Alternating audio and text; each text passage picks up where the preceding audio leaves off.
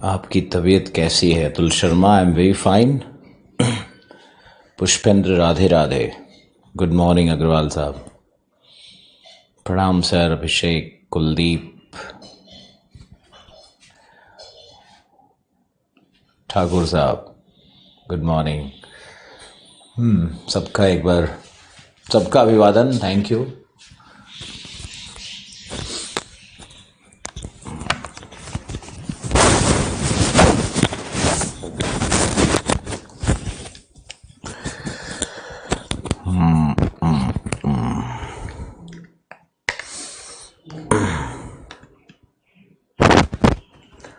Oceanography में कल हमने एकमैन से स्पाइरल लॉ और थोड़ी सी आवाज़ तो हमारी आज भी वैसी ही है, लेकिन वो बाकी सब कुछ अच्छा है।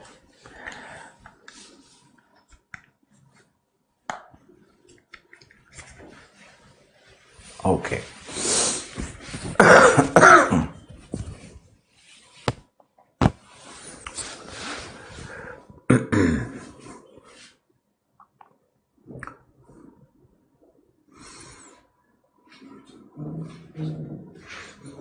युवराज,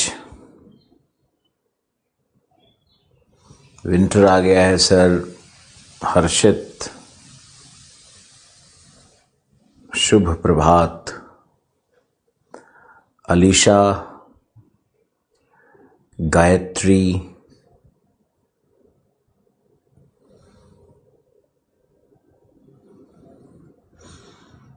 चौधरी साहब,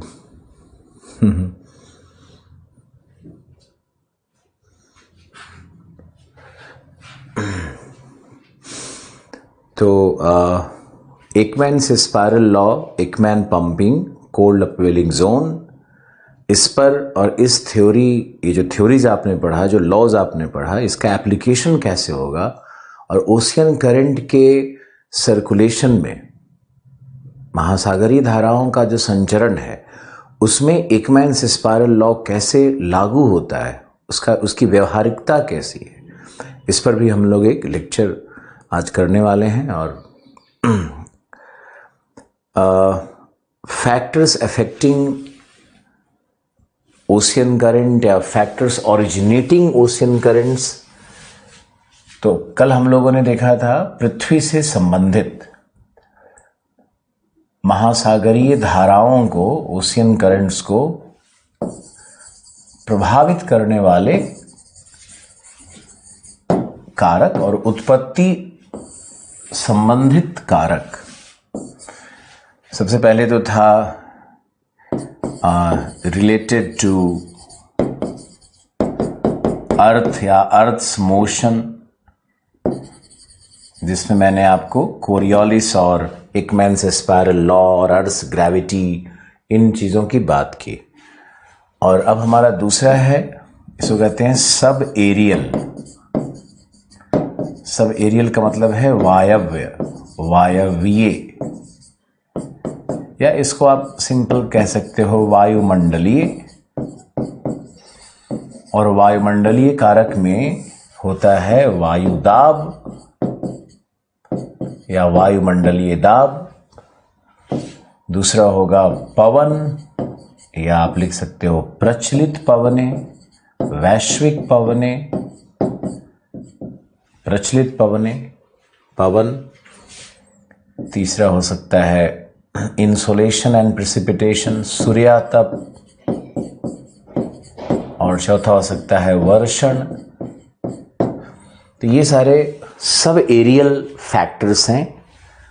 और इसके बाद आप पार्थिव लिख सकते हो। बहुत सारे पार्थिव कारक भी होते हैं, टेरेस्ट्रियल जो इनको कहा जाता है। तो इसमें हो सकती है विशाल नदियाँ, हिमजल का पिघलन, हिमजल का पिघलन, ये सारे पार्थिव कारक होते हैं। या अंतःस्रावी जल, अंतःस्रावी जल जो अंडरग्राउंड वाटर का सोर्सेज है, वो अंतःस्रावी जल। फिर होगा हमारा अंतःसागरीय,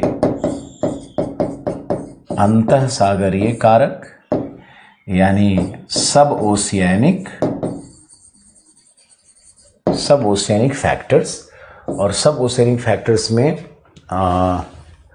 सबसे इंपॉर्टेंट होगा कि भाई तापांतर कैसा है, तापांतर। फिर होगा दाबांतर, फिर होगा घनत्व का अंतर। तापांतर, दाबांतर। दाबांतर यहां पर हमने जो लिखा है ना, ये वायु दाब है, एटमॉस्फेरिक प्रेशर है। यहाँ जो दाबांतर है वो ओशियन का जो अपना मास है, जो वाटर मास है, उसके दाब से उत्पन्न अंतर है। फिर जल के घनत्व का अंतर, जल के ताप का अंतर, जल में लवणता का अंतर, इस तरह के कई फैक्टर्स होते हैं। और एक इसमें होगा पराशरण दाब, पराशरण दाब।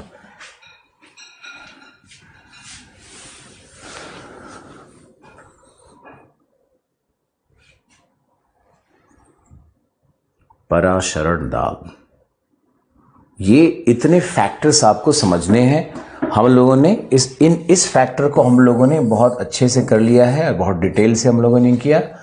अब इसमें देखते हैं वायुमंडलीय फैक्टर में, ये बहुत सरल है। ये जो बाकी फैक्टर्स हैं इसको समझने में आपको ज़्यादा टाइम नहीं लगेगा। आप वायुमंडलीय दाब का अब दृश्य देखते हैं।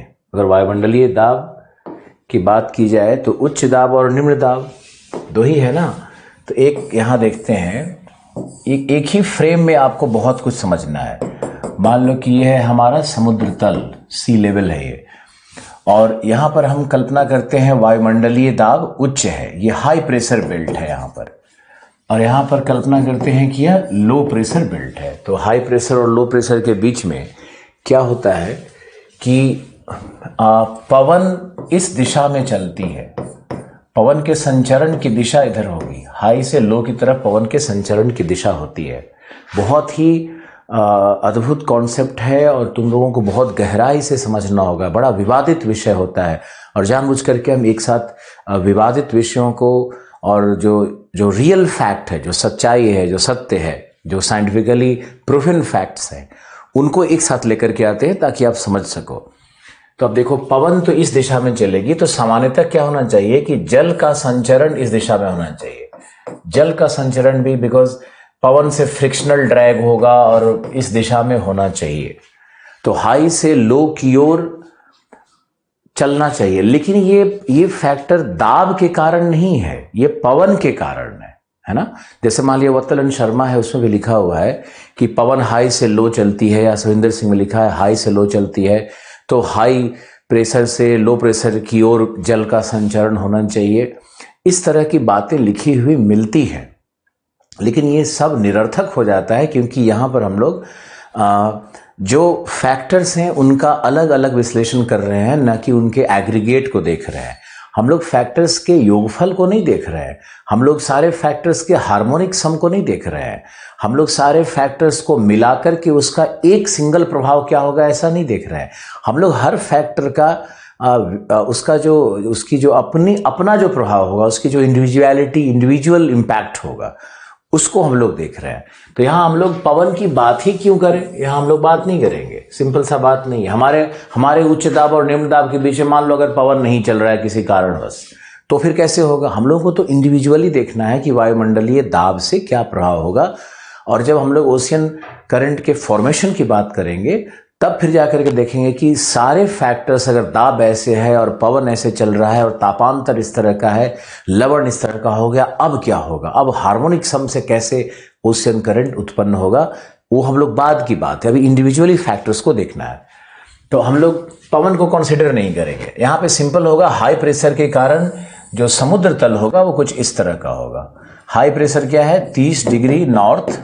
लो प्रेशर क्या है, 0 से 10 डिग्री नॉर्थ, इसको लो प्रेशर मान लेते हैं, या 10 डिग्री साउथ से 10 डिग्री नॉर्थ लो प्रेशर है। विषुवतीय क्षेत्र में लो प्रेशर है, 30 डिग्री पर हाई प्रेशर है सामान्य रूप से।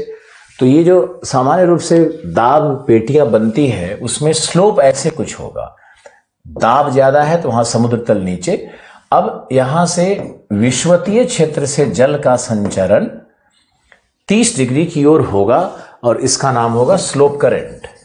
ये कहलाएगा स्लोप करंट। अब इसमें एक चीज और देखना है कि चूंकि अच्छा यहां एरो थोड़ा गलत बना हुआ है, ये ऊपर की तरफ होगा एरो, यहां लो प्रेशर है, तो यहां पर लो प्रेशर के कारण इस भाग में वर्षा भी ज्यादा है, तो वर्षा के कारण भी समुद्र तल क्या होगा, ऊपर रहेगा। अगर वर्षा का जल जमा हो रहा है, जैसे विषुवतीय प्रदेश में होता है कि निरंतर वर्षा हो रही है, तो वर्षा का जल समुद्र तल पे 5 मीटर का एक लेयर बनाता है फ्रेश वाटर का। तो विषुवतीय क्षेत्र में जल का उत्थान रहता है और धीरे धीरे करके वो जल दोनों तरफ स्लाइड कर करके और निम्न समुद्र तल जो कि 30 डिग्री पर है उधर प्रवाहित होते रहेगा।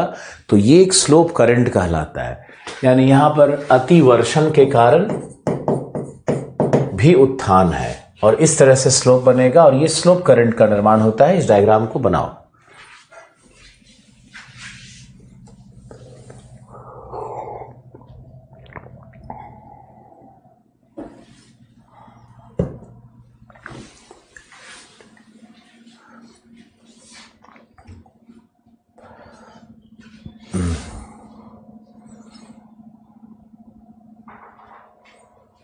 थैंक यू यासन,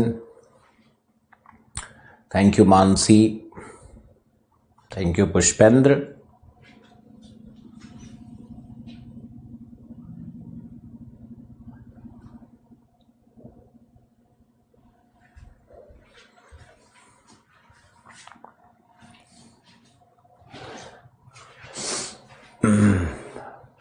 तो आप देखो और 30 डिग्री नॉर्थ और ये 10 डिग्री नॉर्थ के मध्य में किस प्रकार का संचरण होगा और वर्षण का क्या प्रभाव है, सूर्यातप का क्या प्रभाव है, ये भी आप समझ सकते हो।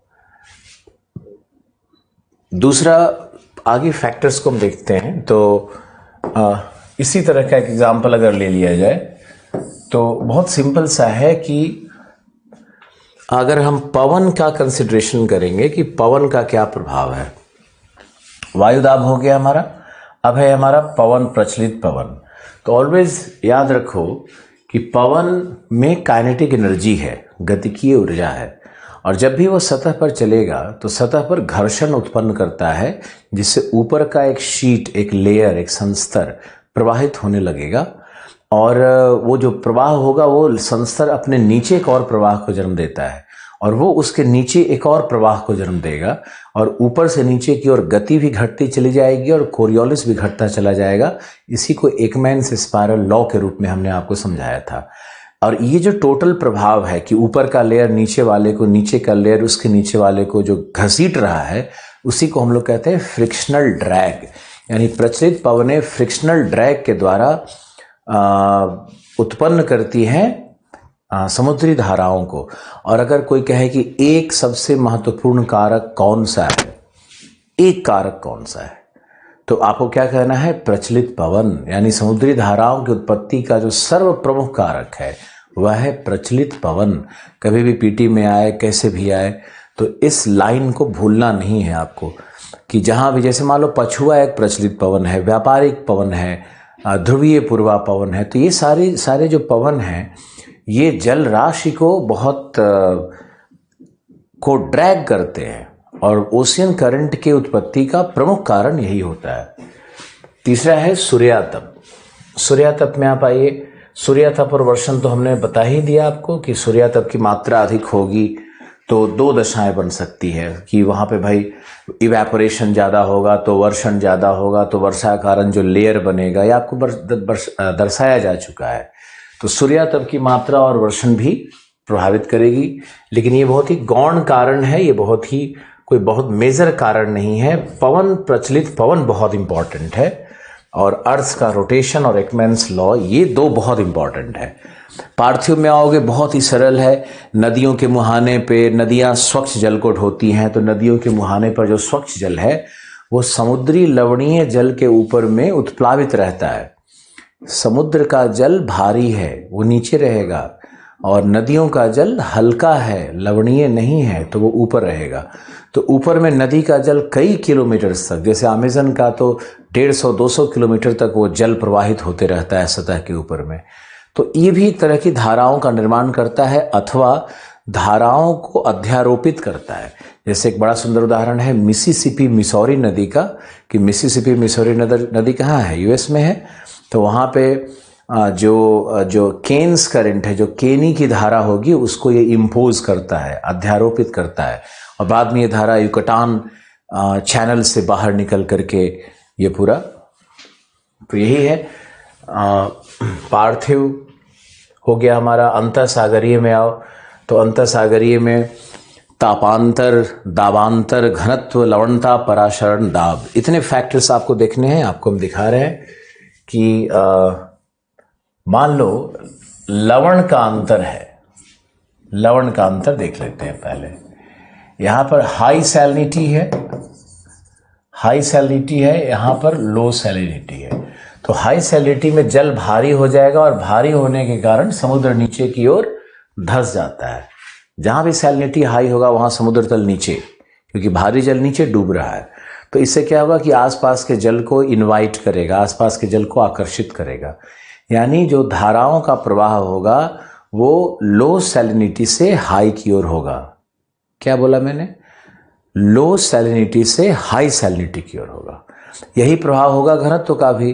कम घनत्व का जल अधिक घनत्व के जल की ओर निरंतर बहते रहता है, प्रवाहित होता है, क्योंकि जहां जल का घनत्व अधिक है, तो जल का घनत्व अधिक है तो वहां जल क्या करेगा, भारी होकर नीचे की ओर डूबने लगेगा, तो हल्का जल चारों तरफ से आने लगेगा। तो घनत्व का भी आप समझ लो कि जैसे सैलिनिटी है वैसे ही घनत्व का भी महत्व है। लेकिन तापमान में अंतर आ जाता है। अगर हम मान लें कि तापमान, ये सैलिनिटी को देखोगे तो ये हाई से हाई सैलिनिटी की तरफ लो सैलिनिटी से जल आ रहा है। लेकिन यही अगर हम तापमान का देखेंगे, अगर हम तापमान का देखेंगे, टेम्परेचर का, ये हमारा था सैलिनिटी का, ये हमारा है टेम्परेचर का। टेम्परेचर में क्या होगा कि यहां मान लेते हैं हाई टेम्परेचर है, इधर मान लेते हैं लो टेम्परेचर है। तो जहां लो टेम्परेचर है, मान लो कि यहां पर -1 डिग्री टेम्परेचर है ना, इस पे बर्फ नहीं जमता -1 पे, मैंने आपको बताया हुआ है। तो यहां पर ये भारी जल नीचे की ओर सिंक करेगा, है ना, नीचे की ओर सिंक करेगा। और चूंकि ये गर्म जल है, यहां पे मान लेते हैं 20 डिग्री टेम्परेचर, गर्म जल है, तो जल का थर्मल एक्सपेंशन भी होता है। ये गर्म जल है, गर्म जल का थर्मल एक्सपेंशन होता है, तापीय विस्तार होता है, और ये हल्का होने के कारण इधर फ्लो करेगा। इधर जहां समुद्र तल नीचे की ओर आ रहा है उधर इसका लगातार फ्लो बनता चला जाएगा। यानी टेम्परेचर में देखोगे तो हाई से लो की ओर, और सैलिनिटी में देखोगे तो लो से हाई की ओर। यही याद रखना होता है। आप इसको समझने की कोशिश करो। अब इसमें कोई लवणता तापमान का समानुपाती होता है, ये सब कोई फिजिक्स काम नहीं आएगा, और पहले का कोई रूल काम नहीं आएगा। आपको अंडरस्टैंडिंग डेवलप करना है कि जहां भी तापमान अधिक है वहां जल का थर्मल एक्सपेंशन हो रहा है, तापीय विस्तार हो रहा है, और जहां पर तापमान कम है वहां पे जल ठंडा होने के कारण निमज्जित हो रहा है, डूब रहा है, सबसाइड कर रहा है। तो इस कारण से हाई टेम्परेचर से लो टेम्परेचर की ओर पानी का मूवमेंट होगा, ओशन करंट का फ्लो बनेगा। ओके, अब इसी में हम लोग चाहें तो और भी फैक्टर्स को देख सकते हैं। जैसे मान लो कि डेंसिटी का अगर हम लोग देखेंगे तो डेंसिटी ग्राफ में भी बहुत ही आसान है कि जहां पे हाई डेंसिटी है, यहां पर लो डेंसिटी है, तो हाई डेंसिटी का जल क्या होगा, नीचे की ओर डूबेगा, और लो डेंसिटी से जल हाई डेंसिटी की ओर फ्लो करेगा, और ये तुम्हारा हो जाएगा सी लेवल। तो डेंसिटी का भी देख लो कि डेंसिटी में low density water high density water की ओर ट्रेवल करता है। बहुत ही आसान है, जहां भी जल भारी है उसको नीचे की ओर डुबोना है और चारों तरफ से जल को आकर्षित कर लेना है। एक ही छोटा सा फॉर्मूला है, अगर ये समझ में आ गया तो बस आपका अंडरस्टैंडिंग डेवलप हो गया इन चीज़ों पे। और एक है ऑस्मोटिक प्रेशर, जो हम एक्सप्लेन करना चाहेंगे और बहुत इंटरेस्टिंग भी है। ऑस्मोटिक प्रेशर का हिंदी होता है पराशरण दाब। पराशरण दाब है क्या? एक उदाहरण लेते हैं। कटोरे में पानी डाल के किशमिश डाल दिया मैंने, राइसिन्स डाल दिया उसमें। अब किशमिश डाल दिया या चना डाल दो सूखा, तो जो पानी है वो किशमिश के सेमी परमिएबल मेम्ब्रेन को क्रॉस करके, पार करके, और किशमिश के अंदर में पानी प्रवेश कर जाता है। इसका मतलब क्या हुआ, और किशमिश फूल जाएगा। इसका मतलब क्या हुआ कि लो कॉन्सेंट्रेशन से हाई कॉन्सेंट्रेशन की ओर फ्लो बन रहा है ना। पानी का कॉन्सेंट्रेशन क्या है, लो है, तो लो कॉन्सेंट्रेशन से हाई कॉन्सेंट्रेशन की ओर पानी का फ्लो बनता है। ओके, तो जब भी ये इस तरह का फ्लो बनता है तो उसमें सेमी परमिएबल मेम्ब्रेन जरूर होना चाहिए। अर्ध परमिएबल मतलब अर्ध पारगम्य मेम्ब्रेन यानी झिल्ली, अर्ध पारगम्य झिल्ली होना बहुत ज़रूरी है। वहीं पे ऑस्मोटिक प्रेशर काम करता है फिजिक्स के अनुसार। लेकिन हमारे ज्योग्राफी में फिर से फिजिक्स के जो ये नियमावली हैं ये इतने लागू नहीं होते हैं, और हमारा अपना सब नियम कानून चलता है। एक तो ये है कि महासागर में कभी भी सेमी परमिएबल मेम्ब्रेन कहाँ से आएगा, जल तो ऐसे ही ओपन है, ईज ऑफ मिक्सिंग है, सब आपस में मिश्रित हो रहा है। लेकिन फिर भी ऑस्मोटिक प्रेशर काम करता है। जैसे सारगैसो सागर में लवणता अधिक है, सांद्रता अधिक है, तो और वहाँ पे जल चूँकि अधिक लवणीय और सांद्र है, तो चारों तरफ से जो विषुवतीय क्षेत्र है या जो मध्य अक्षांशों का जल है, जो ठंडा जल है चारों तरफ का, उसको वो कहीं न कहीं अंदर में आकर्षित करता है अपनी ओर, खींचता है अपनी ओर। तो ऑस्मोटिक प्रेशर काम करता है उस सीन में। उसका सबसे अच्छा उदाहरण क्या है, उसका उदाहरण है सारगैसो सागर। और सारगैसो सागर के फॉर्मेशन में अगर आप समुद्री धाराओं का जो चक्र बनता है उसको लिखोगे, कोरियोलिस प्रभाव को लिखोगे, और साथ में अगर ऑस्मोटिक प्रेशर को भी लिख दोगे, तो एग्जामिनर का मन तो खुश होगा ही कि हमारा स्टूडेंट काफ़ी अच्छा पढ़ता है और अच्छी किताबों को पढ़ता है। तो ऑस्मोटिक प्रेशर का जरूर इस उदाहरण आपको याद रखना है, उदाहरण याद रखना है सारगैसो सागर का। ओके, इस तरह से बाकी जो फैक्टर्स हैं कोई बहुत प्रभावी फैक्टर नहीं है, लेकिन आपको याद रखना है कि जो भी फैक्टर्स हमने आपको डिस्कस किए उसमें रिलेटेड टू अर्थ मोशन, पवन वाला, और उसमें तापांतर बहुत इंपॉर्टेंट होता है, क्योंकि ताप ही डिटर्मिनेंट है दो चीज़ों का, लवणता का और घनत्व का। तो तापांतर जो होता है ना समुद्र में, बहुत इंपॉर्टेंट फैक्टर होता है। कि अगर कोई कहे कि सबसे इंपॉर्टेंट फैक्टर ओशन करंट के लिए क्या है, तो क्या बोलोगे आप, प्रचलित पवन। दूसरा फैक्टर क्या है, तो आप बोलोगे तापांतर, है ना। तो ये दो फैक्टर सबसे इंपॉर्टेंट होते हैं, अर्ध पारगम्य झिल्ली। सुजीत ठाकुर ने मुझे बताया, सेमी परमेबल मेम्ब्रेन का हिंदी बताया उसने। ये है। बाकी जो दाबांतर है, अगर आप दाबांतर को देखोगे तो इसको मैंने बताया था पीजीएफ के रूप में। पीजीएफ क्या है, प्रेशर ग्रेडियंट फोर्स कैसे बनता है, Z इंटू डी इंटू जी, अगर आपको याद हो तो। और इसकी मैंने बहुत अच्छी व्याख्या की थी, Z इंटू डी इंटू जी की। Okay, right. अब हम लोग चलते हैं जो मॉडिफाइंग फैक्टर्स है, इसमें एक फैक्टर और होगा, उसको हम लोग कहते हैं रूपांतरित करने वाले कारक। रूपांतरित करने वाले कारक। तो इस रूपांतरित करने वाले कारकों में पहला होगा मौसमी परिवर्तन, जैसे मॉनसून। मौसमी परिवर्तन से धाराओं में परिवर्तन हो सकता है, जैसे मॉनसून। जैसे हिंद महासागर, उत्तरी हिंद महासागर, वहां मॉनसून का साउथ वेस्ट मॉनसून है ग्रीष्मकाल में, और नॉर्थ ईस्ट मॉनसून है शीतकाल में।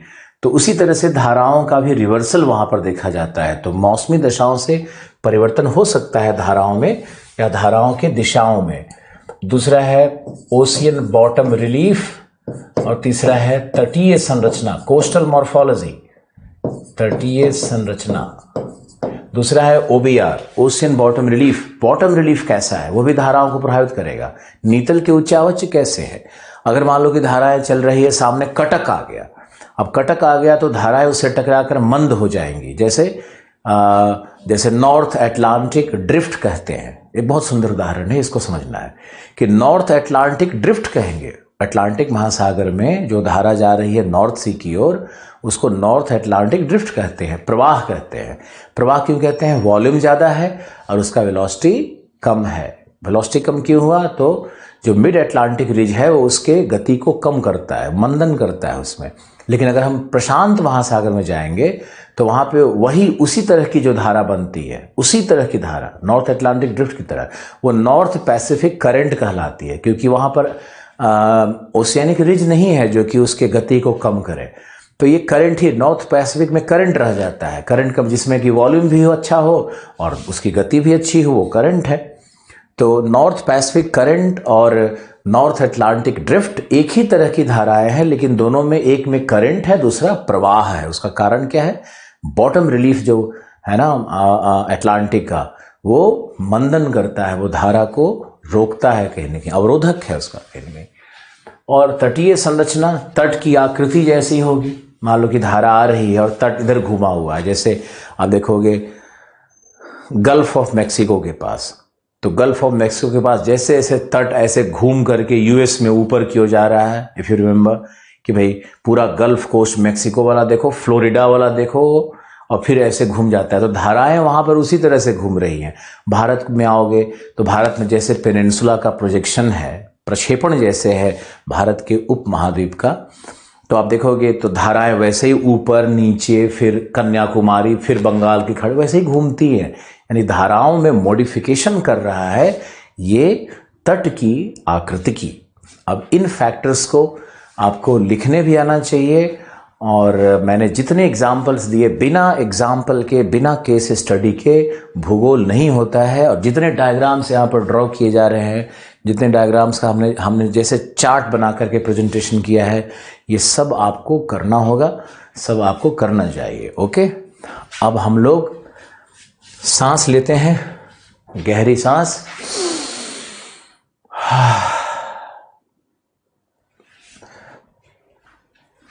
और उसके बाद चलेंगे अब हम लोग अटलांटिक महासागर की धाराओं का गहन अध्ययन करते हैं और साइंटिफिक अध्ययन करते हैं। आप एक प्रश्न लिखो।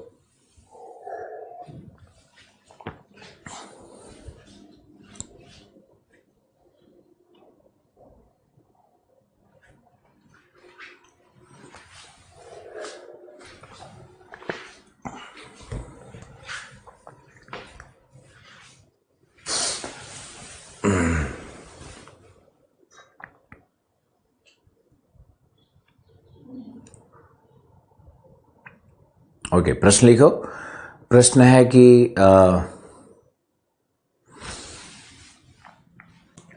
एक प्रश्न पहले आया हुआ है, वही लेते हैं। लिखो, अटलांटिक महासागर के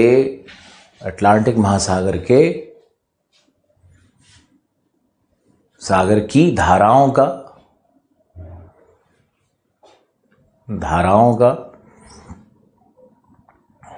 अटलांटिक महासागर की धाराओं का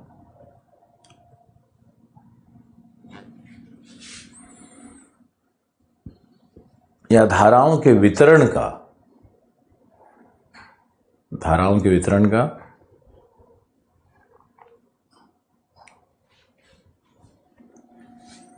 सकारण वर्णन करें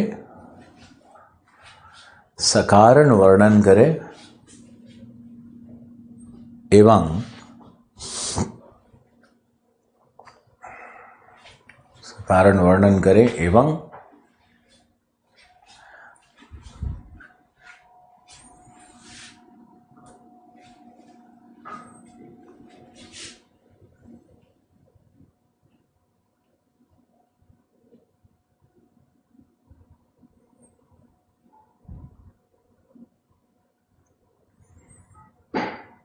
तटीय जलवायु पर प्रभाव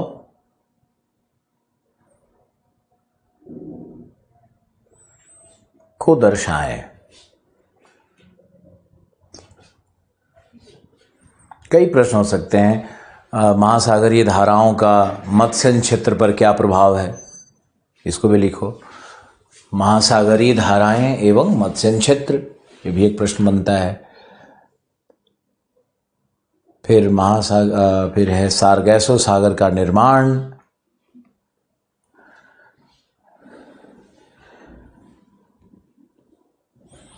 फिर इसी में आएगा एमॉक, AMOC, और आएगा थर्मोहेलाइन सर्कुलेशन,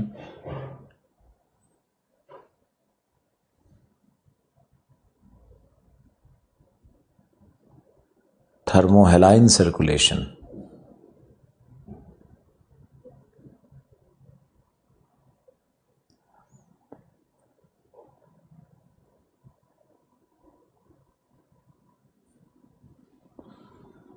ओके, तो ये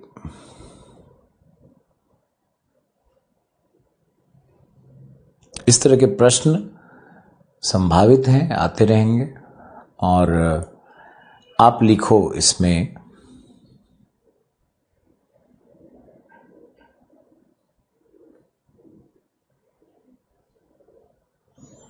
कैसे लिखना है और किस तरह से पैराग्राफ चेंज करना है, उसका एक स्ट्रक्चर बताएंगे। आप लिखो पहले, अटलांटिक की विषुवतीय धाराएं। विषुवतीय क्षेत्र में कौन कौन सी धाराएं होती हैं उस पर पहले वर्णन करना होगा। तो पहले तो हम लोग का आएगा अटलांटिक की विषुवतीय धाराएं।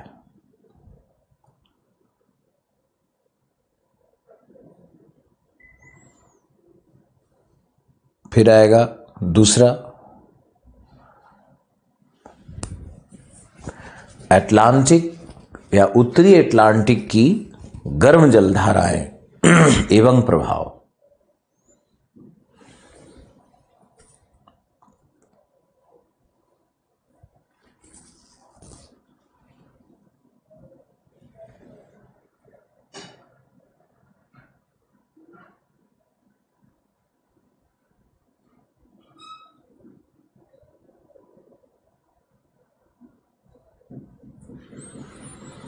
उत्तरी अटलांटिक की गर्म जलधाराएं एवं प्रभाव।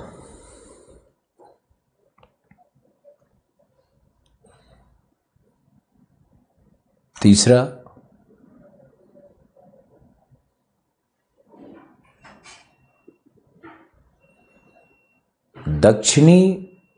उत्तरी अटलांटिक की ठंडी जलधाराएं एवं प्रभाव।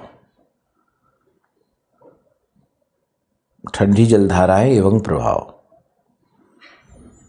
फिर लिखना होगा दक्षिणी अटलांटिक की गर्म एवं ठंडी जलधाराएं। इसको एक साथ लिखना है, दक्षिणी अटलांटिक की गर्म एवं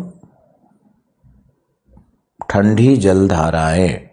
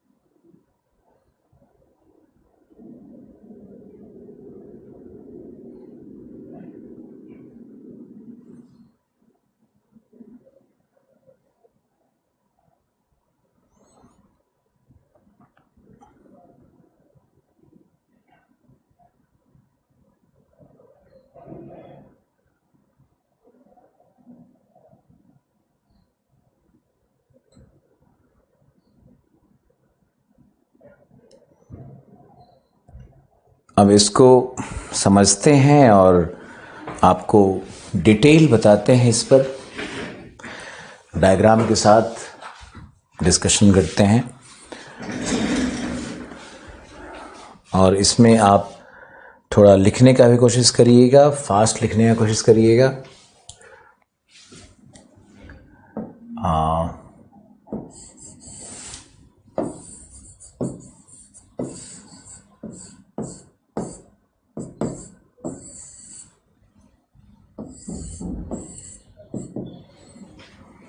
मान लिया ये हमारा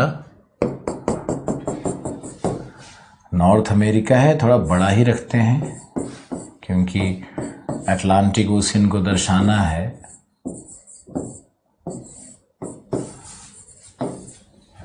तो ये पूरा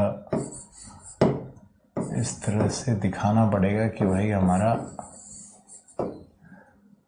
ये पूरा दर्शाना पड़ेगा। ये हमारा आइसलैंड है, ये हमारा आयरलैंड, यूके और ग्रीनलैंड, इस तरह का स्ट्रक्चर बनाना पड़ेगा आपको। अब आपको ये देखना है कि प्रचलित पवनों का स्वरूप क्या है। तो प्रचलित पवनें इस भाग में, अगर आप देखोगे इस भाग में प्रचलित पवनें व्यापारिक पवनें प्रभावी होती हैं। ये कहलाता है नॉर्थ ईस्ट ट्रेड, ये कहलाएगा साउथ ईस्ट ट्रेड। ओके, तो ये नॉर्थ ईस्ट और साउथ ईस्ट ट्रेड है जो कि ये मरुभूमि के भाग से निकल रही है। ये कौन सा मरुभूमि है? ये सहारा मरुभूमि है। तो सहारा से ये व्यापारिक पवनें आ रही हैं और ये पवनें अपतटीय हैं, यानी थल से जल की ओर।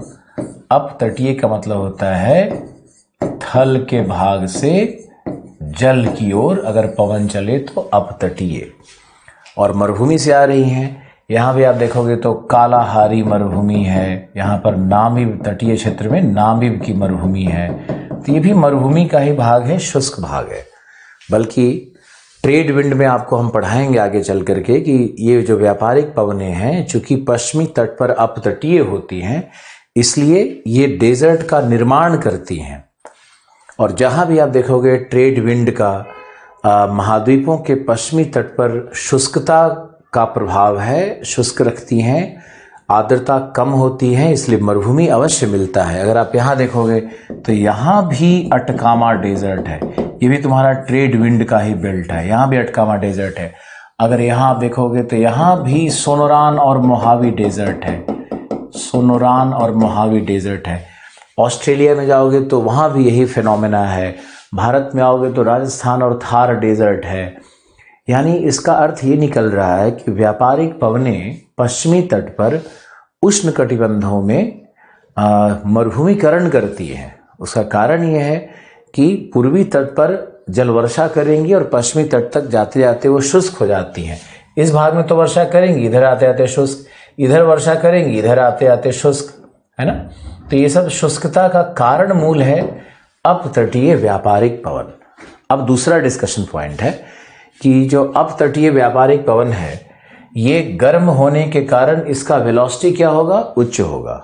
अपतटीय व्यापारिक पवन मरुभूमि से आ रही है तो उसकी गति कई गुना होती है, फिर फेरोसियस होता है, उसमें काइनेटिक एनर्जी ज़्यादा होती है।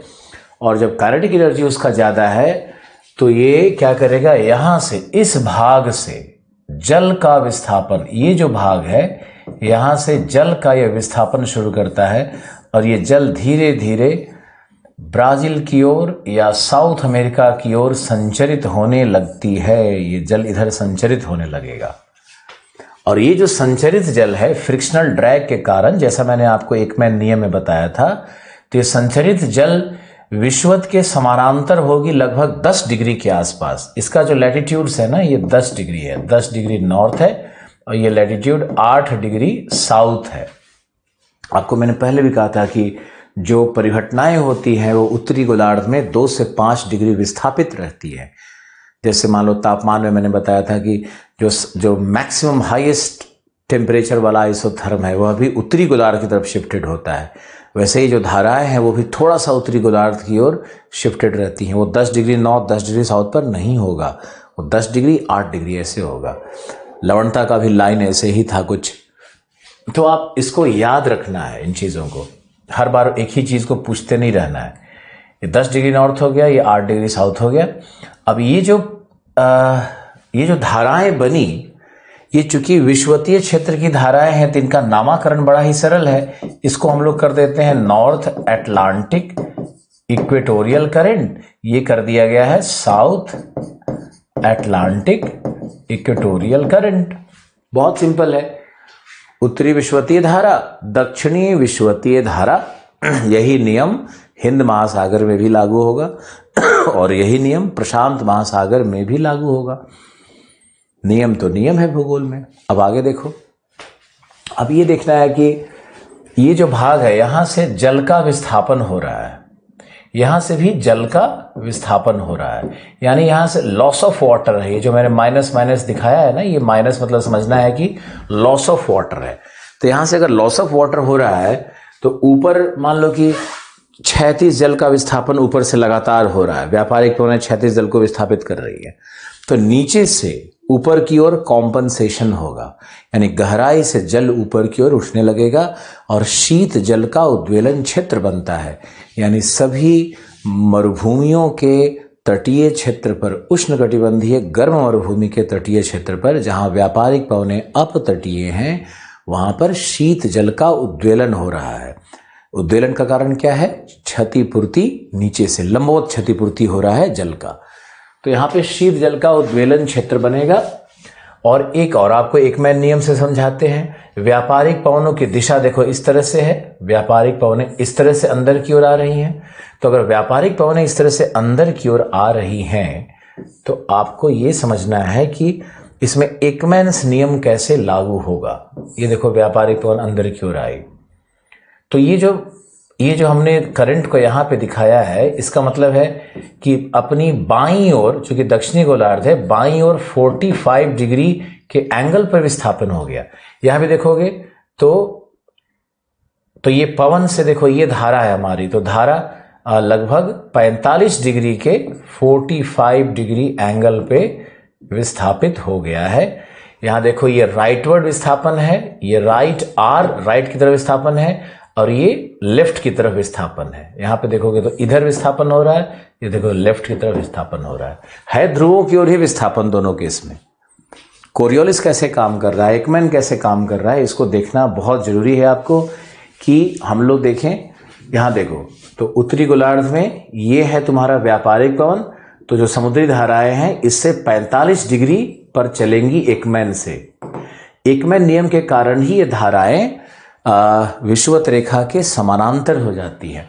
वैसे अगर हम यहाँ पर देखेंगे व्यापारिक पवन, तो इधर इस तरह से 45 डिग्री के एंगल पे धाराओं की निष्पत्ति होती है। यानी एकमैन नियम अगर काम नहीं करेगा तो समुद्री धाराएं विषुवत रेखा के समानांतर नहीं हो सकती हैं। समानांतर होने का मूल कारण एकमैन का नियम है। मैंने व्यवहारिकता में आपको समझाया कि कैसे काम कर रहा है।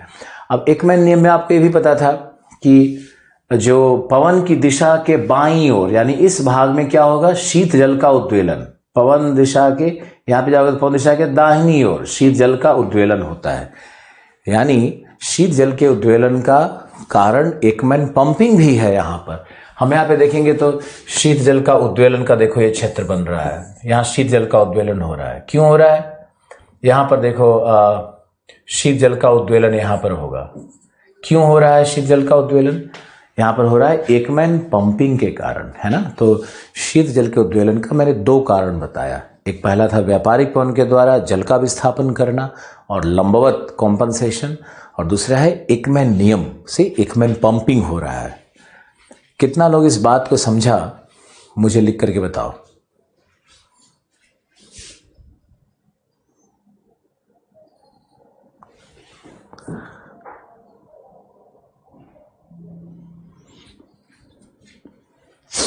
Thank you, Arch. I will see your craziness once I reach your place.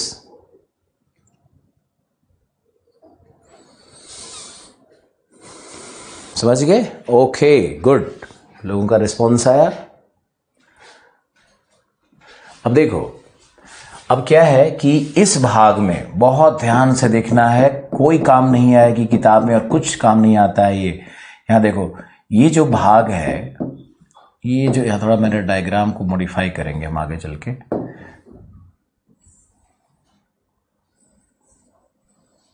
तो ये जो हमारा भाग है, इस भाग में जल का संचयन हो रहा है, जल का संचयन हो रहा है, पाइलेशन ऑफ वाटर हो रहा है because of the Confluence of the north equatorial and south equatorial currents. Okay, यहाँ पर उत्तरी और दक्षिणी विषुवतीय धाराएं आकर के ब्राजील के तट पर टकरा रही हैं, वहाँ जल का संचयन हो रहा है।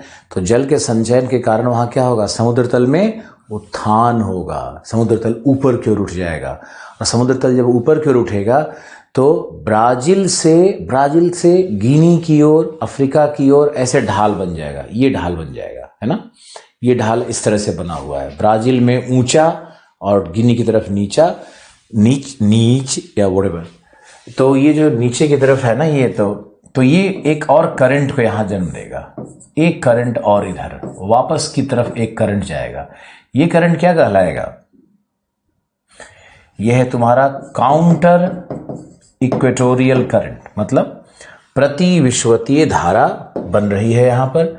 और प्रति विषुवतीय धारा जो बन रही है वो बहुत ही इंपॉर्टेंट है आपको जानना। इस पर आईएएस में भी प्रश्न, पीटी में भी पूछ चुका है कि प्रति विषुवतीय धारा है और ये तो पवन था हमारा। तो ये काउंटर इक्वेटोरियल करंट बनेगा। और काउंटर इक्वेटोरियल करंट जब यहाँ आता है ना, तो गिनी के तट पे यहाँ पे देखो, यहाँ से एक और करंट है जो साउथ इक्वेटोरियल करंट पे मिल रहा है। इसको हम लोग कहते हैं गिनी की धारा। ये गिनी की गर्म धारा है, ये गिनी की गर्म धारा है यहां पर। तो ये करंट जो काउंटर इक्वेटोरियल करंट है, ये गिनी में भी मिल जाती है और फिर जाकर के ये साउथ इक्वेटोरियल करंट में भी मिल जाती है। तो ये जो फिनोमेना है गिनी की गर्म धारा, इसको वैज्ञानिक मानते हैं कि एक बहुत ही छोटी धारा है जो गिनी के तट पर उत्पन्न होती है। और इस गर्म जल का विस्थापन क्यों हो रहा है? क्योंकि जो साउथ इक्वेटोरियल करंट गिनी के तट से जल को पश्चिम की ओर विस्थापित कर रहा है। तो पश्चिम की ओर जो विस्थापन हो रहा है जल का, इस कारण से वहां पर जो धारा उत्पन्न हो रही है वो गिनी की धारा है। एक कॉम्पनसेटरी करंट, इसको क्षतिपूर्ति की धारा मान करके चलना है। Okay,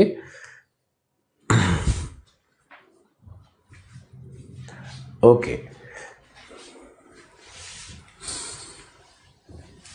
right. तो यहां पे आपको ये देखना है कि काउंटर इक्वेटोरियल करंट और जो गिनी का करंट है वो किस तरह से फॉर्म हो रहा है। गिनी के करंट को जरूर याद रखना, इसका बड़ा अद्भुत मौसमी दशाओं पर बड़ा इसका एक इम्पैक्ट है। क्योंकि देखो, गिनी के तट पर जो विषुवतीय वर्षावन है, अभी बता देते हैं, गिनी के तट पर विषुवतीय वर्षावन है और वहाँ पर सालों भर मॉइस्चर और हीट बहुत बना हुआ रहता है। वो गिनी के धारा के कारण ही है। अगर वहाँ पर मान लो कि कोल्ड करंट होता, जैसा कि बाकी कॉन्टिनेंट्स में है, तो कोल्ड करंट होने के कारण वहाँ पर शुष्कता आ जाती और वहाँ पे मरुभूमिकरण हो जाता। लेकिन ऐसा नहीं है। गिनी के तट पर विषुवतीय जलवायु प्रदेश बनता है और वहाँ पे मॉइस्चर और हीट और रेनफॉल सब बहुत हाई है, उच्च है। 200 से 300 वर्षा है इस पूरे तट के भाग में, क्योंकि गिनी की धारा यहाँ के जलवायु को प्रभावित कर रही है, इस भाग को। ओके, तो इस भाग के जलवायु को हम लोग क्या कहेंगे? गिनी की गर्म धारा के कारण ये विषुवतीय आर्द्र और गर्म जलवायु है। विषुवतीय आर्द्र गर्म जलवायु है। अच्छा लिख देते हैं तुम लोगों में से कुछ लोग, विषुवतीय गर्म और आर्द्र जलवायु है। तो गिनी की धारा का जलवायु पर क्या प्रभाव है वो मैंने आपको बता दिया है। आप जरूर उसको नोट डाउन कर लेना। और अब आपको एक और डायमेंशन में दिखाते हैं कि कैसे विषुवतीय धाराओं को आप प्रेजेंट कर सकते हो। 3 डायमेंशनल स्वरूप कैसे है उसका, उस धारा का। तो ये हमारा 0 डिग्री है और ये हमारा यहाँ से मान लो कि व्यापारिक पवन आ रही है। तो व्यापारिक पवनों के कारण ये हमारा इक्वेटोरियल करंट है, यानी नॉर्थ इक्वेटोरियल करंट है। और ये हमारा क्या है? साउथ इक्वेटोरियल करंट है। और ये जो वापस लौट रहा है ये क्या है? ये काउंटर इक्वेटोरियल करंट है, जो लगभग 2 डिग्री नॉर्थ पे होता है। 2 डिग्री नॉर्थ पे होगा, 0 डिग्री पे नहीं होता है। थोड़ा सा नॉर्थ की ओर शिफ्ट किया रहेगा, कारण मैंने आपको बताया हुआ है। अब यहां पर क्या होगा? हाई सी लेवल, यहां पे सी लेवल उच्च हो जाता है। तो सी लेवल उच्च होने के कारण जो रिटर्निंग वाटर है, ये जो रिटर्निंग वाटर है यही काउंटर इक्वेटोरियल करंट है। लेकिन कुछ वाटर यहां पर नीचे की ओर सिंक करता है, सारा पानी तो वापस नहीं लौटेगा ना, कुछ वाटर नीचे की ओर सिंक करता है, तो यहां पर ये कहलाता है डाउन वेलिंग जोन। ब्राजील के पास यहां पर डाउन वेलिंग जोन है, तो डाउन वेलिंग की घटना हो रही है, नीचे की ओर दबने घटना हो रही है, और नीचे की ओर आने के बाद ये जो धारा इधर वापस लौट रही है ये कहलाता है अंडर करंट। अंडर करंट यानी अंतः धारा है, ये अंतः धारा है। इसी अंतः धारा की खोज प्रशांत महासागर में क्रॉमवेल ने किया, तो अपने नाम पे रख दिया, यानी प्रशांत महासागर में इसी अंतः धारा को हम लोग क्रॉमवेल कहते हैं। और अटलांटिक में अगर आप जाओगे तो इसी धारा का नाम हो जाता है लेमनोवोत्स्क। लेमनोवोत्स्क, लेमनोवोत्स्क करंट है। ओके, ये अंडर करंट का नाम है अटलांटिक में और प्रशांत में। अब जब यहां पे आओगे तो यहां तो पहले से ही मैंने बताया था कि इधर तो शीत जल का उद्वेलन क्षेत्र है ही, शीत जल का उद्वेलन हो ही रहा था, यहां पर शीत जल बाहर की ओर निकल रहा है, यहां से नीचे से पंपिंग हो रहा है, तो ये अंडर करंट जाकर के इस पंपिंग को और रीइंफोर्स करता है, और शीत जल का उद्वेलन यहां पर और तेजी से इस भाग में होगा। अब इस पूरे सर्कुलेशन को आप देखो और इस डायग्राम को ही बनाओ, सर्कुलेशन को भी देखो, डायग्राम को ही बनाओ।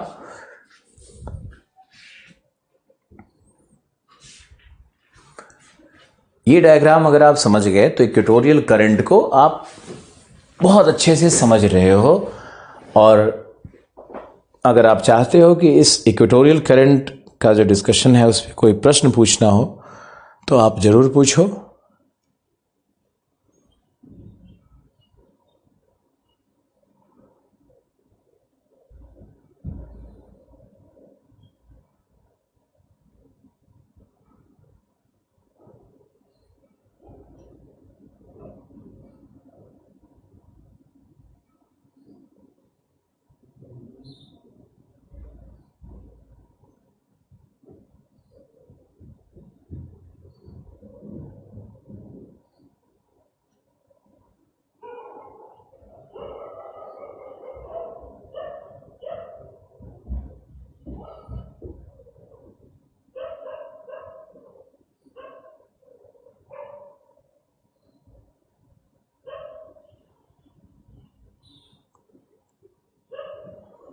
आपका कोई प्रश्न अब तक तो नहीं आया है, शायद डायग्राम बना रहे हो।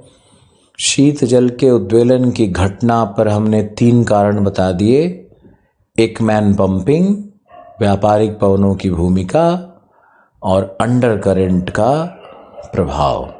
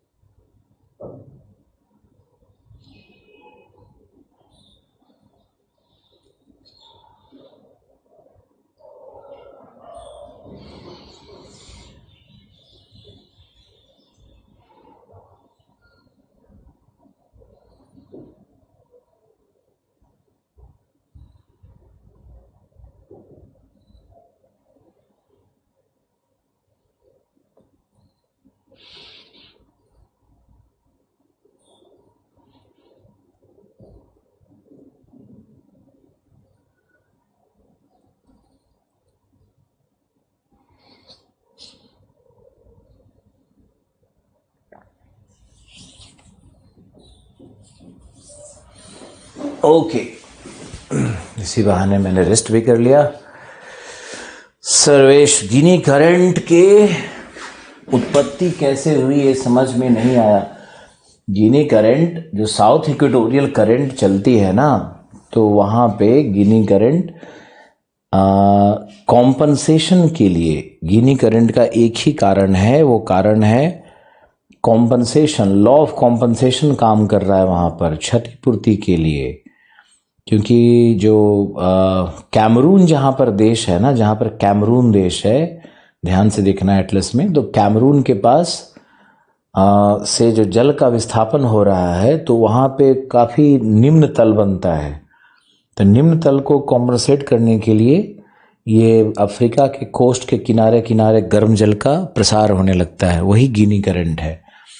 और गिनी करंट गर्म धारा है क्योंकि विषुवतीय जल है, 0 डिग्री और 5 डिग्री नॉर्थ के आसपास में ये करंट वहाँ पे उत्पन्न होता है। तो ये गिनी करंट है जो कि विषुवतीय करंट है, लेकिन यह अच्छा कोस्टल कॉन्फ़िगरेशन का बड़ा रोल है। अफ्रीका का कोस्ट देखो, पश्चिमी तट कैसे बल्जियोनिंग है, कैसे कर्वेचर है वहाँ पे, तो कोस्टल मॉडिफिकेशन भी हो रहा है इस करंट में। ओके,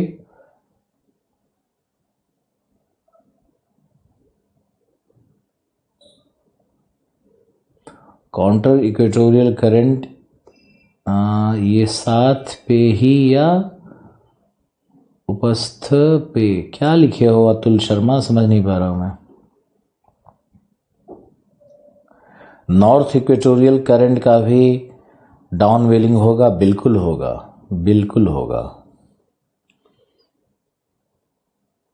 साउथ इक्वेटोरियल का भी डाउन वेलिंग होगा, नॉर्थ का भी होगा ना, नियम तो नियम है, नॉर्थ का क्यों नहीं होगा। अब नॉर्थ का मैंने वहां पे, ये लो, इसका भी डाउन वेलिंग कर देते हैं, ये भी डाउन वेलिंग होगा, ये भी इस तरह से आएगा। ये भी देखो यहां पर जाकर के इधर अपवेलिंग करेगा, ये इधर अपवेलिंग करेगा।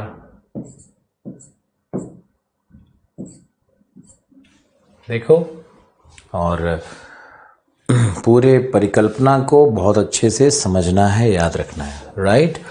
अब हम लोग वापस चलते हैं इसी डायग्राम पे और देखते हैं कि करंट्स का फॉर्मेशन कैसे होगा। यहाँ पर एक आइलैंड का समूह है जिसको कहते हैं एंटाइल्स, कैरेबियन, वेस्ट इंडीज।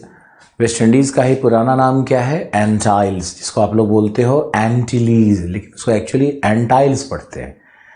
तो एंटाइल्स है वहां पे, ग्रेटर एंटाइल्स, लेसर एंटाइल्स, द्वीपों का समूह है। अब जो नॉर्थ इक्वेटोरियल करंट है ये इस द्वीप से टकरा करके 2 भाग में बट जाएगी। एक तो इसका ये भाग है, दूसरा ये भाग है। यहां देखो, ये 2 भागों में इस तरह से बटती है। एक तो गल्फ ऑफ मेक्सिको में प्रवेश कर गई, फिर युकाटान चैनल से बाहर निकल रही है करंट। तो ये 2 करंट है, इसका नाम हमने ए और बी रख दिया। और ये जो करंट है इसका असली नाम है, ए का नाम है एंटीलीज या एंटाइल्स, बी का नाम है केन्स या केनी करंट। केनी यहां पर आपके अनुसार, केनी आप लोग पढ़ते हो, तो केन्स यहां पर फ्रेंच गुयाना की राजधानी है। और एंटाइल्स का नाम क्यों पड़ा, द्वीप समूह का नाम एंटाइल्स है, केनी क्यों नाम है, फ्रेंच गुयाना की राजधानी है। तो नामकरण कैसे होता है, ये बहुत ही सरल विधि है। और इन दोनों करंट्स को देखो तो ये गल्फ ऑफ मेक्सिको में प्रवेश करेगा। अब यहां पर एक नदी है, ये नदी इस तरह से आ रही है, मिसिसिपी मिसौरी। तो मिसिसिपी मिसौरी का जल इसको केन्स करंट को अध्यारोपित करेगा और ये बाहर निकलता है।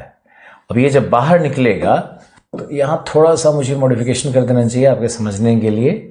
बड़ा कर देते हैं डायग्राम को, इस तरह से ऐसे कुछ कर देते हैं ताकि ये यहां पे देखो, ये नदी आकर के इसको इंपोज की है, उसके बाद ये धारा यहां पर, ये दोनों धाराएं यहां पर आकर के मिलती है, फिर इस तरह से निकल रही है। तो ये जो पॉइंट है फ्लोरिडा के नीचे, ये जो पॉइंट है, ये जो मैंने शून्य दिखाया, इसका नाम है केप कैनेडी, केप कैनेडी। और ये जो यहां पर एक और जाकर के आगे इस तरह से मैप इस तरह से कुछ है, तो ये इस तरह से जो मैप बनता है यूएस का, तो ये जो पॉइंट है ये कहलाता है केप हैटेरास। थोड़ा और नीचे आएगा केप हैटेरास। मुझे थोड़ा और मॉडिफिकेशन का इजाज़त दे दो। तो ये यहाँ से निकल करके ये ऐसे बन रहा है। तो ये जो पॉइंट है ये कहलाता है केप हैटेरास। और ये जो धारा यहां पर बनी यह है हमारी सी, यह है फ्लोरिडा की धारा। फ्लोरिडा की धारा।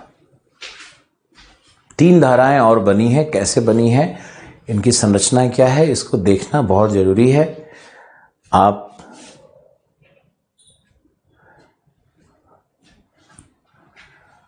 इसको देखो और कोशिश करो समझने का।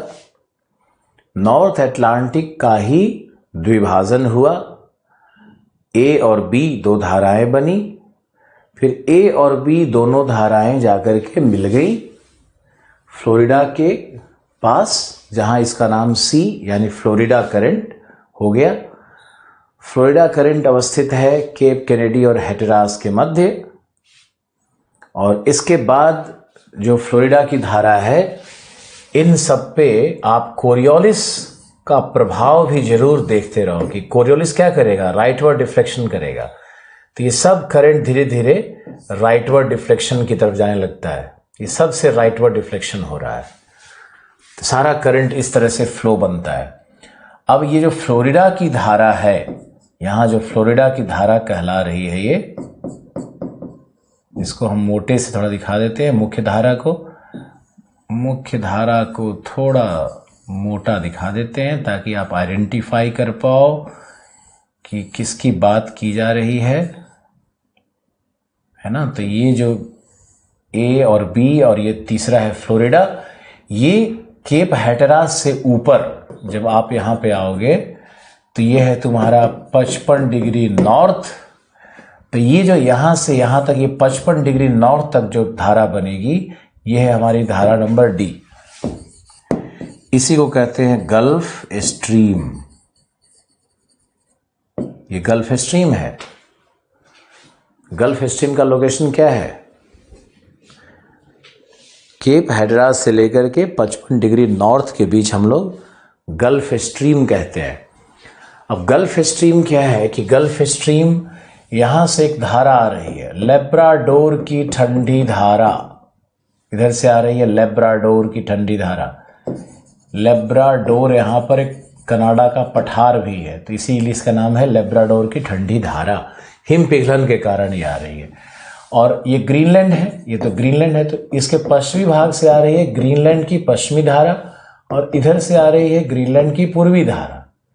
यानी ये वेस्ट ग्रीनलैंड है और ये तुम्हारा ईस्ट ग्रीनलैंड करंट है। आप इसको देखो ध्यान से और समझने की कोशिश करो कि यहां पर 3 धाराएं हैं बर्फ के पिघलन कारण, East Greenland, West Greenland, Labrador.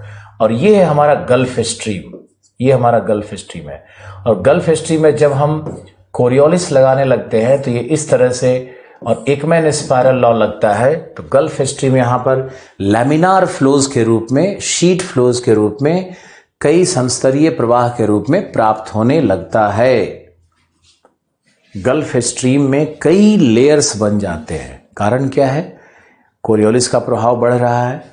और दूसरा कारण क्या है कि ये जो क्षेत्र है ये पछुआ के क्षेत्र में है। यहां पर अगर हम देखेंगे पवन कौन सा है, अगर पवन कौन सा है तो ये पछुआ पवन का क्षेत्र है।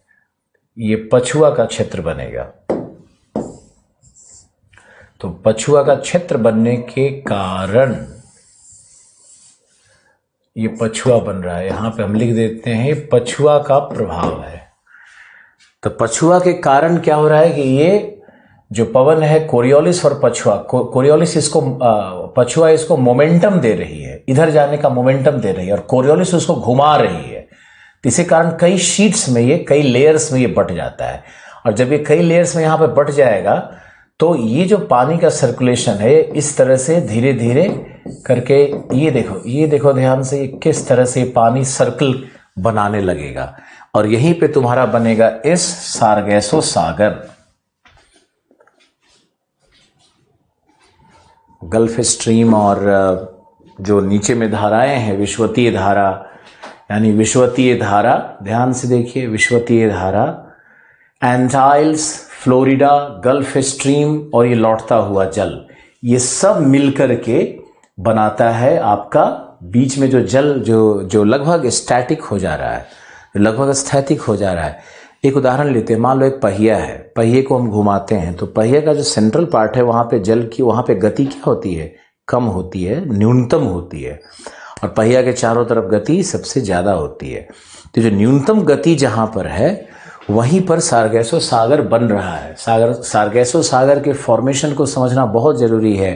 कौन कौन से करंट बना रहे हैं, equatorial current, Antilles current, Florida, Gulf Stream और लौटती हुई धाराएं, ये सब मिलकर के सारगैसो सागर का निर्माण करती है।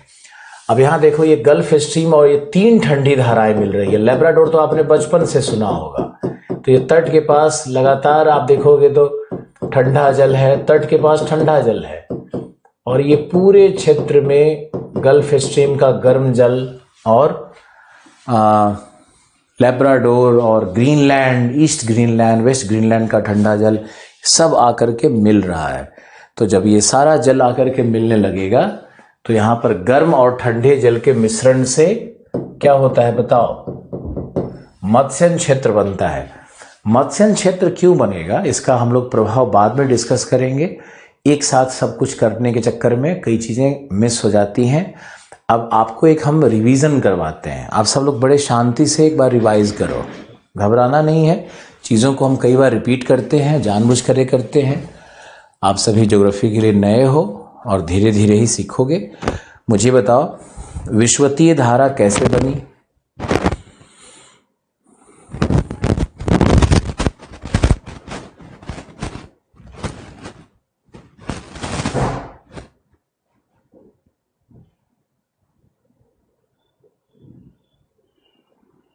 विश्वतीय धारा का निर्माण कैसे हुआ? व्यापारिक पवनों से। सही उत्तर।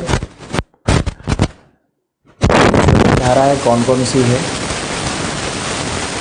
उत्तरी विश्वतीय धारा, दक्षिणी विश्वतीय धारा, प्रति विश्वतीय धारा और विश्वतीय अंतः धारा। 4, बिल्कुल सही। अब चलते हैं उत्तरी विश्वतीय धारा पे।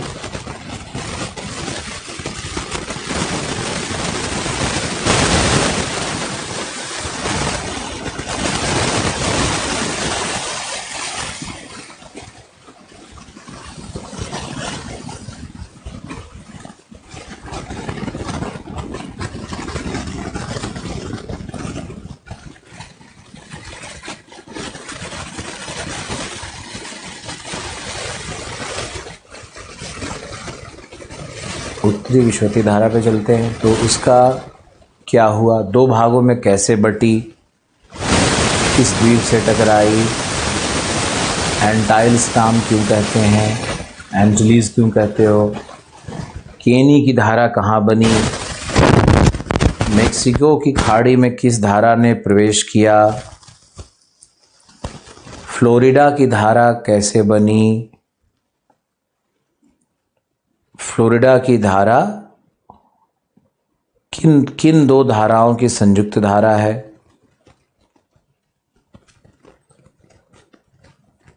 सब समझ रहे हो, सामने दिख रहा है। केप हैटेरास से 55 डिग्री नॉर्थ, इसी धारा को गल्फ स्ट्रीम कहते हैं। गल्फ स्ट्रीम सबसे अधिक गतिशील धारा है, हाईएस्ट वेलोसिटी।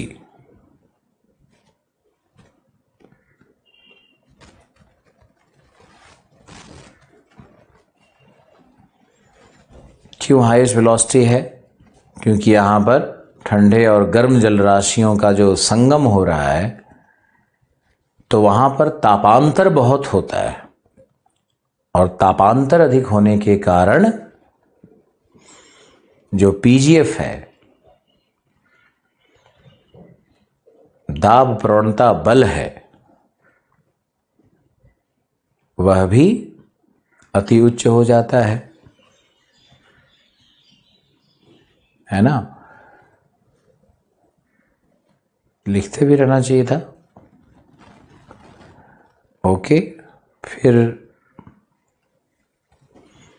गल्फ स्ट्रीम में लैमिनार फ्लोज क्यों बनता है? लैमिनार का मतलब है कि शीट फ्लो, संस्तरीय प्रवाह। कई संस्तर बनते हैं और हर संस्तर का डेंसिटी अलग है, गति अलग है। इसका कारण है एकमैन स्पाइरल लॉ काम कर रहा है। कोरियोलिस प्रभाव बढ़ गया, पछुआ पवनें मोमेंटम दे रही हैं, तो जब गति बढ़ेगी तो कोरियोलिस प्रभाव क्या होगा? और बढ़ेगी। याद रखना है, जब धाराओं की गति बढ़ेगी तो कोरियोलिस प्रभाव और अधिक बढ़ जाता है। और अगर कोरियोलिस प्रभाव और अधिक बढ़ गया तो वहां पर एकमैन का नियम और प्रभावी हो जाता है। पूछोगे ना कि भाई एकमैन का नियम यहीं पे इतना क्यों लग रहा है, तो उसका कारण है गल्फ स्ट्रीम का एक्सट्रीमली हाई वेलोसिटी। अब एक्सट्रीमली हाई वेलोसिटी क्यों है? क्योंकि पछुआ के क्षेत्र में है, दूसरा पछुआ यहां भी अपतटीय हो रही है ना, और दूसरा कारण है ठंडी और गर्म धाराओं के मिलने से जो दाब प्रवणता बल या तापांतर जो उत्पन्न हो रहा है, तापांतर के कारण यहां गति मिल रही है धाराओं को। ओके, अब जो गल्फ स्ट्रीम है उसकी धाराएं कोरियोलिस प्रभाव से कैसे सर्कुलर हो रही हैं और सर्कुलर होकर के किस प्रकार से फ्लोरिडा की धारा और विश्वतीय धाराओं से मिलकर के सारगैसो सागर का निर्माण हो रहा है, सब देखना है, समझना है।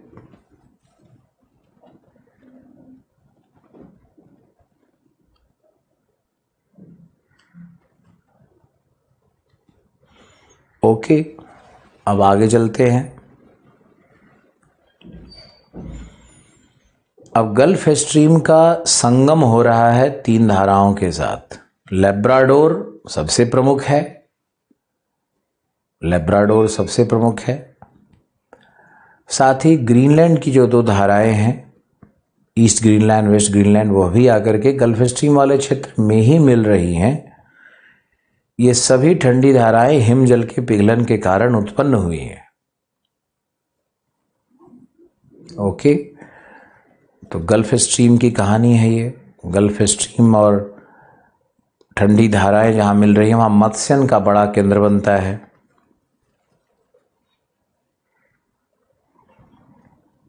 मत्स्यन का केंद्र क्यों बनेगा, इस पर हम लोग डिस्कशन करेंगे थोड़ी देर बाद। वापस चलते हैं गल्फ स्ट्रीम के ऊपर में। याद रखो कि जहां पर 55 डिग्री नॉर्थ अक्षांश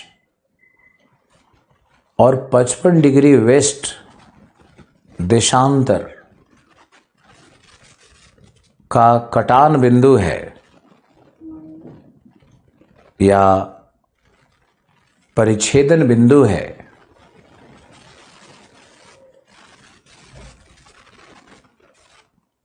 वहीं से गल्फ स्ट्रीम पछुआ पवन के प्रभाव के कारण उत्तर पूर्व की ओर मुड़ जाती है, जहां से इसका नाम उत्तरी अटलांटिक प्रवाह रखा जाएगा। उत्तरी अटलांटिक प्रवाह रखा जाएगा।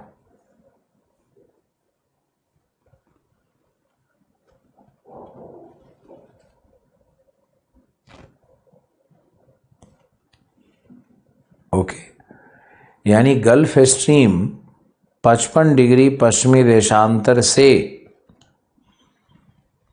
55 डिग्री पश्चिमी देशांतर से जब यूरोप की ओर जाएगी तब इसका नाम बदल जाएगा। इसका नाम उत्तरी अटलांटिक प्रवाह रहेगा।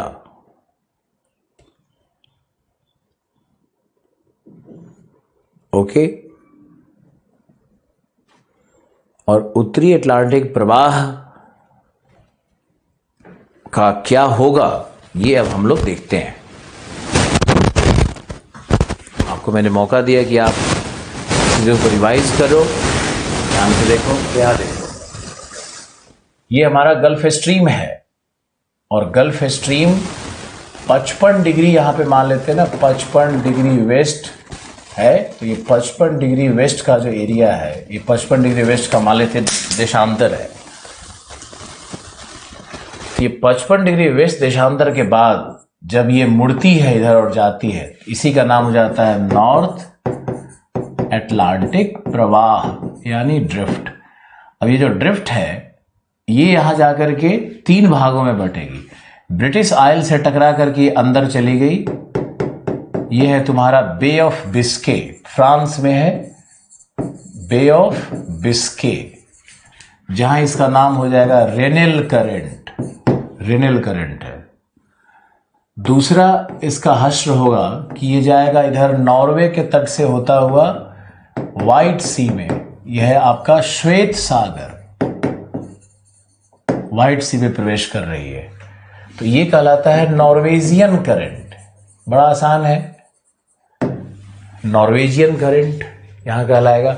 और इस पूरे क्षेत्र में जो गर्म जल है अटलांटिक ड्रिफ्ट का वो फैल जाता है। यहां भी मत्स्यन का केंद्र बनेगा, ये भी क्षेत्र मत्स्यन का केंद्र बनेगा। और नॉर्वेजियन करंट जो कि गर्म धारा है और लवणता उच्च है इसकी, तो यहां पर कोला प्रायद्वीप है, कोला, वहां पर एक जगह का नाम है मरमास्क। मरमास्क एक रूस का पोर्ट है, बंदरगाह है, जो वर्ष भर उच्च तापमान और लवणता के उच्च होने के कारण वर्ष भर हिम रहित रहता है। उत्तरी गोलार्ध में ध्रुवों के पास सबसे नजदीकतम बंदरगाह मरमास्क है, जो सालों भर बर्फ से रहित रहता है। ये आपको याद रखना है, जो कि प्रभाव है नॉर्वेजियन करंट का, कि नॉर्वेजियन करंट वहां पर गर्म और लवणीय जल को ले जा रही है। तो मरमास्क के विषय में जरूर लिखिए, नॉर्वेजियन करंट के विषय में लिखिए, फिशिंग से संबंध बताइए, और रेनेल करंट को भी लिखिए कि बे ऑफ बिस्के फ्रांस में जा रही है, जहां भी इसका फिशिंग पे प्रभाव होगा। गर्म धारा है, नॉर्वेजियन भी गर्म है और रेनेल भी गर्म है, नॉर्थ अटलांटिक भी गर्म धारा है। और इसी का एक ब्रांच और इस तरह से आइसलैंड के पास से लौटता है, इसका नाम है इरमिंगर। इरमिंगर की धारा, इरमिंगर की धारा साउथ ईस्ट दक्षिण पूर्वी आइसलैंड के तट के पास घूम रही है क्या ये नॉर्थ अटलांटिक ड्रिफ्ट का ही तीसरी शाखा है। यानी अटलांटिक ड्रिफ्ट का ट्राइफरकेशन हो रहा है, 3 भागों में बट रहा है वो। तो ये 3 भागों में बटते हुए आप देखो और इस पूरे फैक्ट को समझो। और इसी नॉर्थ अटलांटिक ड्रिफ्ट का जो कोरियोलिस प्रभाव से ये जो नॉर्थ अटलांटिक ड्रिफ्ट इस तरह से जा रही है, इसी का जब कोरियोलिस प्रभाव से ये जब वापस की ओर वापस लौटेगी, ये इस तरह से वापस लौटती है धारा, तो इसी की ये धारा जो अफ्रीका के तट पर है, ये कनारी की धारा कहलाती है। यहाँ पे कनारी एक आइलैंड है, तो इसी धारा को हम लोग कनारी धारा कहलाते हैं। ये कनारी की धारा है, यही कनारी की धारा है। कनारी की धारा को आप देखो, यही कनारी की धारा है।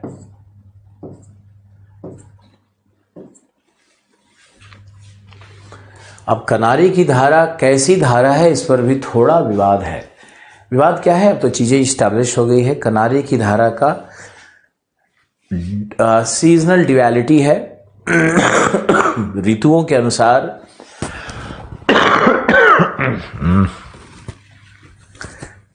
के अनुसार इसका जो स्वरूप है वो परिवर्तित होता है। कैसे परिवर्तित होता है, इसको समझने की आवश्यकता है। मान लो कि ग्रीष्म काल है, तो ग्रीष्म काल में क्या होता है ना कि सूर्य अफ्रीका के इस भाग पे, सूर्य यहाँ पे मान लो कि कर्क रेखा है, तो कर्क रेखा के ऊपर सूर्य बिल्कुल डायरेक्ट है, तो ये जो आसपास का जल है ये ज्यादा गर्म हो जाएगा, जबकि ऊपर से आने वाला जल इसकी सापेक्षिक तुलना में ठंडा रहेगा। आसपास का जल गर्म हो गया, लेकिन जो ऊपर से जल आ रहा है, उच्च अक्षांशों से जो जल आ रहा है, यहां से मान लो कि जो जल आ रहा है बिल्कुल ब्रिटिश द्वीप या उसके थोड़ा सा वेस्ट से जो जल आ रहा है वो सापेक्षिक रूप से यहाँ पे ठंडा रहेगा। तो मान लो कि ये जो कनारी की धारा है इसका तापमान ऊपर से आने के कारण 10 डिग्री है और आसपास का तापमान 20 डिग्री है, तो 10 डिग्री वाले को हम लोग क्या कहेंगे? ठंडी धारा। तो कनारी ठंडी धारा बन जाएगी। ओके। लेकिन विंटर्स में क्या होता है कि विंटर्स में इसको 10 की जगह तुम और ज़्यादा थोड़ा रखना चाहिए, 18 मान लेते हैं। 18 है और ये मान लो 22 है, तो 22 की तुलना में 18 क्या है समझने के लिए? 22 की तुलना में 18 क्या है? ठंडी धारा है। लेकिन ये शीतकाल में क्या होगा कि ये जो है ना ये समुद्र का तापमान शीतकाल में हो सकता है कि यहाँ पर 16 डिग्री हो जाए। ये 16 डिग्री तापमान हो गया और ये मान लो इसका 18 ही रह गया, तो अब 16 की तुलना में 18 क्या दिखेगा? गर्म दिखेगा।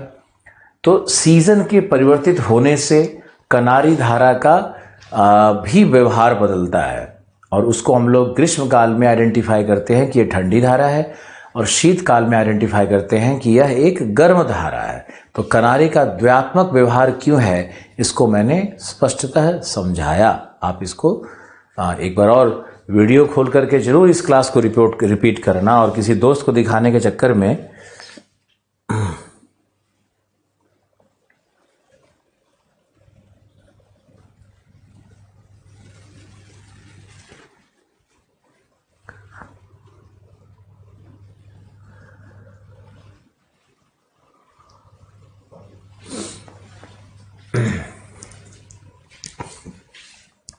ओके।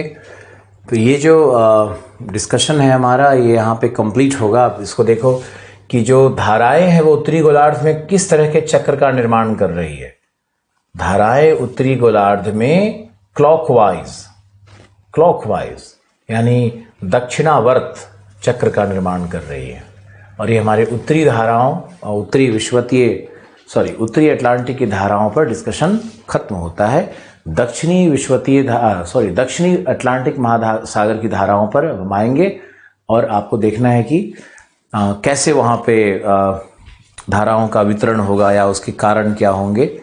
लेकिन पहले इस डायग्राम को अच्छे से ड्रॉ कर लो और इस डायग्राम को देखो कि शायद कहीं कोई प्रश्न तो नहीं रह गया तुम्हारे अंदर में। आप उसको देखो और मुझे बताओ। दिल्ली के पॉल्यूटेड एयर और सर्द मौसम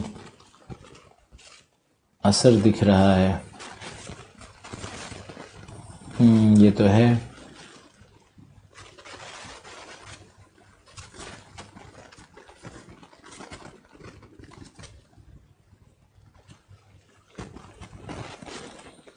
बिल्कुल सही मनीष, क्लॉकवाइज।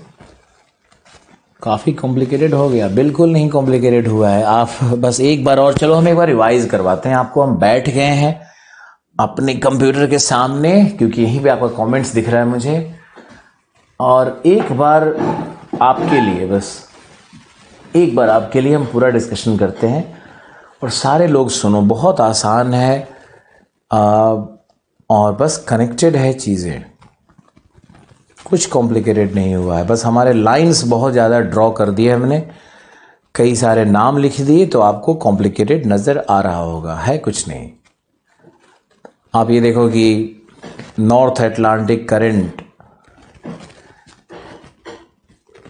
इक्वेटोरियल करंट कैसे बना ये तो आपको क्लियर होगा। अब इक्वेटोरियल करंट दो भाग में बट गया, नाम बताओ। ए बी, फिर दोनों मिलकर के फ्लोरिडा बन गया। फ्लोरिडा ऊपर जाकर के गल्फ स्ट्रीम बन गया। गल्फ स्ट्रीम को पछुआ पवन ने उत्तर पूर्व की ओर धक्का दिया।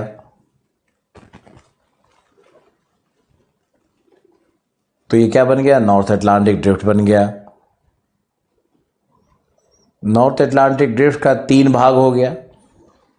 आइसलैंड के नीचे इरविंगर, नॉर्वे की तरफ नॉर्वेजियन, फ्रांस की तरफ रेनेला, और जो लौटती हुई धारा है वो कनारी।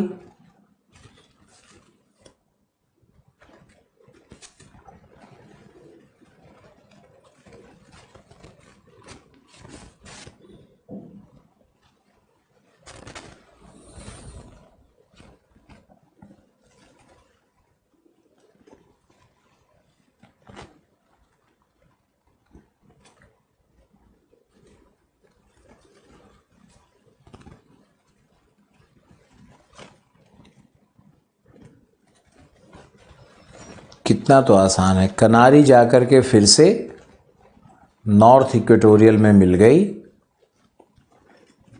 और चक्र बन गया। ये चक्र क्या है? क्लॉकवाइज है, यानी उत्तरी गोलार्ध में महासागरीय धाराएं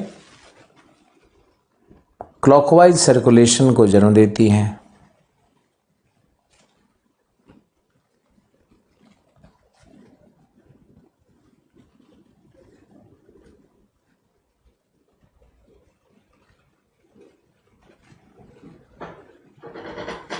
कैनरी बे ऑफ बिस्के से लौटती हुई स्ट्रीम नहीं है। कैनरी भी नॉर्थ अटलांटिक ड्रिफ्ट का जो जल है वो लौट रहा है, चक्र घूम रहा है।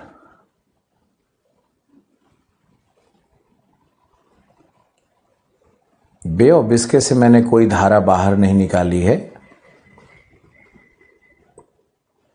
डायग्राम में साफ दिख रहा है कि नॉर्थ अटलांटिक ड्रिफ्ट का लौटता हुआ जल कनारी की धारा है।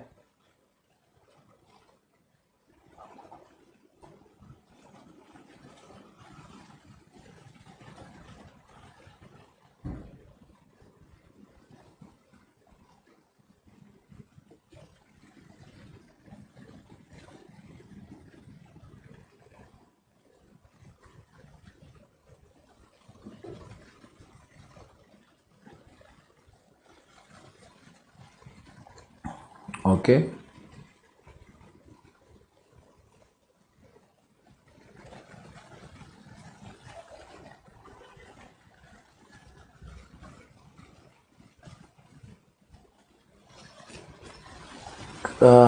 डेजर्ट के निर्माण में ठंडी धाराओं का क्या योगदान है वो भी हम बात करेंगे।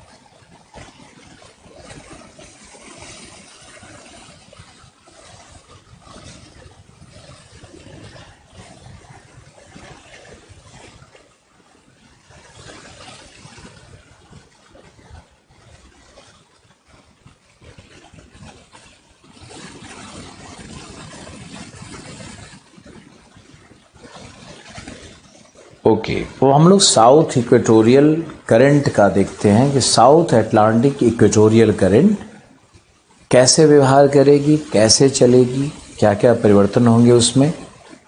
कुछ नाम आएंगे। थैंक यू हर्षित।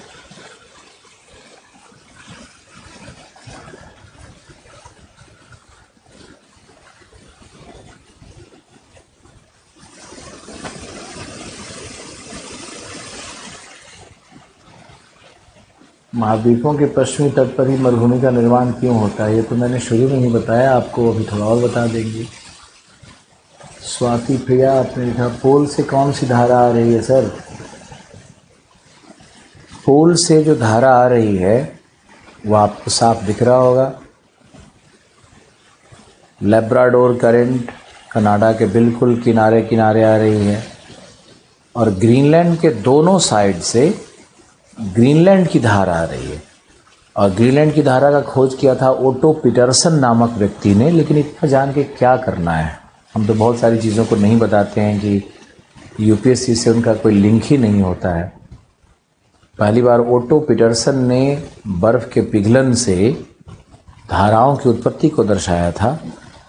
और उसने दिखाया था कि बर्फ़ के पिघलने से जो स्वच्छ जल निकलता है वो लवणीय जल की तुलना में कम भारी होने के कारण सतह पर प्रवाह का निर्माण करता है। तो ये ओटो पीटरसन का ये थ्योरी था, उसने ही ग्रीनलैंड धारा को आइडेंटिफाई किया। तो ये ईस्ट ग्रीनलैंड और वेस्ट ग्रीनलैंड दो धाराएं हैं, और लेब्राडोर तीसरी धारा है जो ध्रुवीय प्रदेश से आ रही है। आपको देखना है कि तीनों धाराएं लगभग पश्चिम की ओर भाग रही हैं। इसका कारण है ध्रुवीय पूर्वा। ध्रुवीय पूर्वा जो कि ध्रुवीय प्रदेश में चलती है 90 से 65-60 के बीच में, तो ध्रुवीय पूर्वा पूर्व से पश्चिम की ओर जा रही है। तो जो भी ठंडी धाराएं होंगी उन सभी धाराओं का ओरिएंटेशन पूर्व से पश्चिम की ओर ही बनता है। बाकी तो वहाँ आपको देखना है कि भाई तट की आकृति कैसी है और किस तरह से द्वीपों का वितरण है, वो भी उसको मॉडिफाई करेंगी। लेकिन आप देख सकते हो कि पूर्वी ग्रीनलैंड करंट बिल्कुल जा रही है पश्चिम की तरफ भागी जा रही है। ओरिएंटेशन ही सबका उधर बन जाएगा। इर्मिंगर गर्म धारा है, नॉर्वेजियन गर्म धारा है, रेनेल भी गर्म धारा है, नॉर्थ अटलांटिक करंट भी गर्म धारा है। ये सब गर्म धाराएं हैं जो गर्म जल को ऊपर की ओर ले जा रही हैं। उसी में कोई बाएं मुड़ गया, कोई दाएं मुड़ गया, तब भी वो गर्म धारा ही रहेंगी। और जो हिम जल के पिघलन से धाराएं बन रही है वो ठंडी धारा है। कनारी का हमने आपको बता ही दिया कि कनारी का ड्यूलिस्टिक प्रॉपर्टी है, उसका दो तरफा व्यवहार है। आगे देखो, अब ये है साउथ अटलांटिक इक्वेटोरियल करंट। ये आकर के ब्राज़ील से टकराई।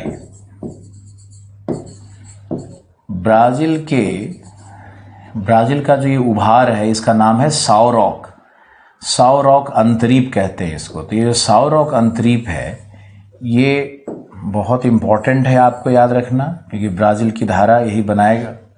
टकराने के बाद इसका एक ब्रांच जाकर के कहाँ मिल गया, बी में, केन्स में। एक ब्रांच केन्स में घुस जाता है और दूसरा ब्रांच यहाँ पर आता है जिसका नाम है ईस्ट ब्राज़ीलियन करंट। यहाँ पे आप देखोगे तो फाकलैंड द्वीप है, छोटा छोटा फाकलैंड द्वीप है, और यहाँ पर बिल्कुल ध्रुवों पे हिम पिघलन से आने वाली एक ठंडी धारा है जिसका नाम है फाकलैंड की ठंडी धारा। जो हिम पिघलन से आती है इसका नाम है फाकलैंड की ठंडी धारा। ये फाकलैंड की धारा कहाँ से बन रही है? बन रही है रॉस आइस शेल्फ है, जहाँ से हिमखंड टूट रहे हैं, और हिमखंडों के पिघलन से ये फाकलैंड की धारा बनती है। इसको याद रखना है, लिखना भी है कि फाकलैंड कैसे बनता है। और यहाँ भी आओगे तो ये ठंडी फाकलैंड की धारा और गर्म ब्राज़ील की धारा का ये मिलन हो रहा है। जहाँ भी ठंडी एवं गर्म धाराएं मिलती है वहाँ पर क्या होता है वो आपको मालूम होना चाहिए।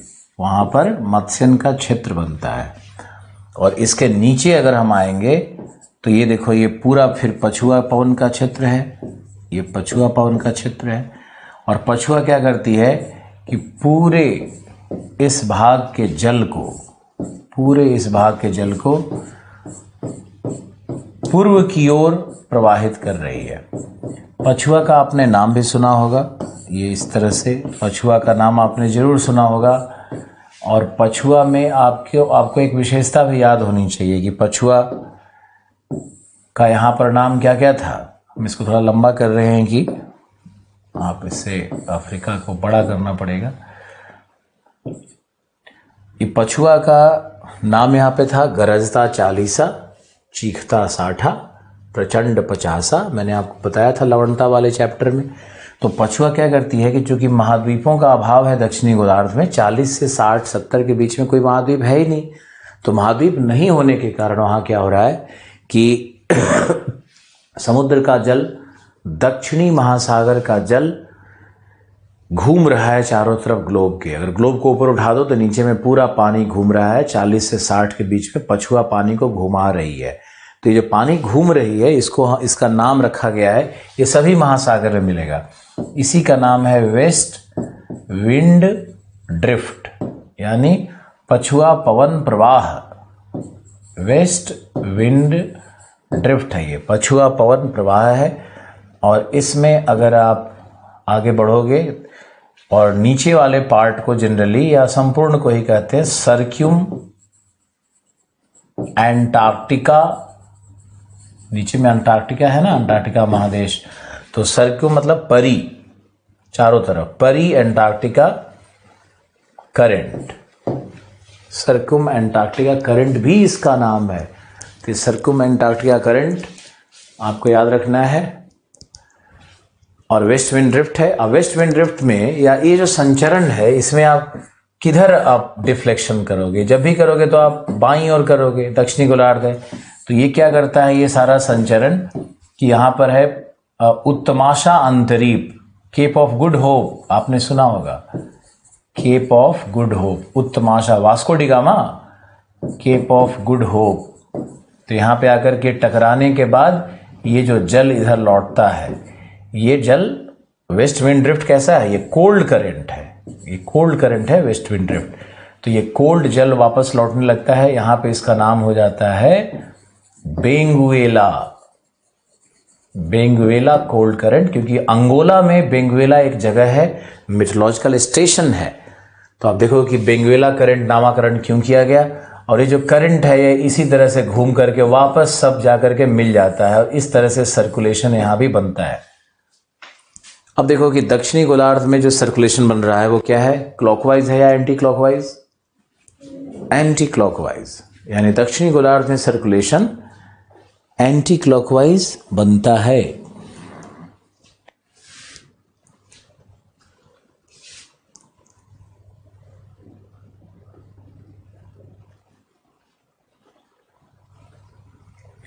अतुल लिख रहा है कि पोलर विंड का है, जो पोलर स्टर्लीज का मैंने प्रभाव बताया, इस पे पोलर स्टर्लीज का नॉर्वेजियन पे प्रभाव क्या होगा। तो नॉर्वेजियन में चूंकि यहाँ पे तापमान के, इसका तापमान बहुत उच्च है और तो टेम्परेचर ग्रेडियंट के कारण ये बढ़ रहा है, इधर टेम्परेचर ग्रेडियंट इसको बढ़ा रही है, और पवन उतना इफेक्टिव नहीं है इसके लिए, पवन इसके वेग को रोकेगी, लेकिन फिर भी नॉर्वेजियन धीरे धीरे करके बढ़ता चला जाएगा।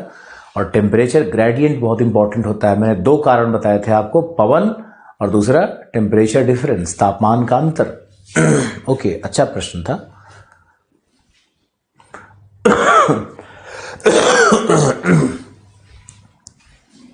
पूरे गले में इतना बलगम भर गया है। ये है तुम्हारा संपूर्ण दृश्य पूरे अटलांटिक महासागर का, और इस पूरे दृश्य को आप देखो, समझो, याद करो, नोट डाउन करो, लिखो। इस पे बहुत सारे ऐसे प्रश्न हो सकते हैं जो कि अटलांटिक से पूछे जा सकते हैं, और तट पर क्या प्रभाव होगा उस पे हम लोग अभी विवेचना करना है। लेकिन आप नीचे वाले डायग्राम को पहले ड्रॉ कर लो।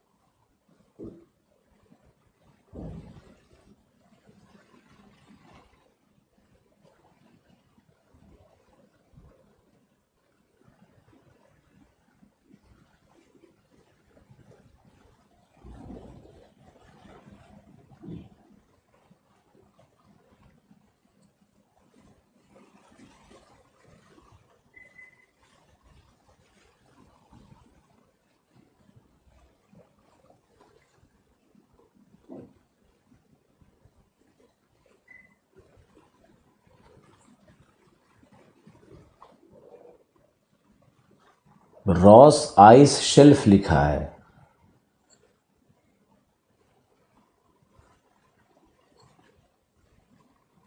रॉस आइस शेल्फ लिखा हुआ है, तो आप रॉस आइस शेल्फ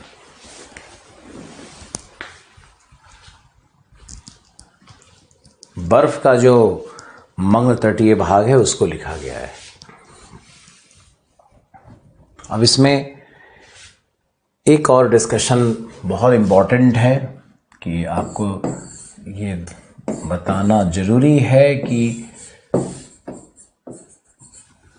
तट पर क्या प्रभाव होगा गर्म एवं ठंडी धाराओं का। तो ये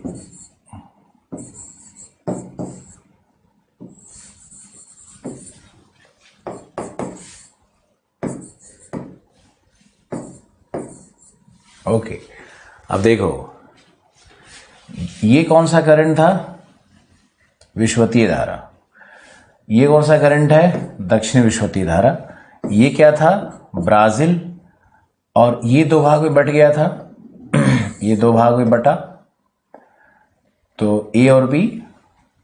और यहां पर ये हमारा था फ्लोरिडा।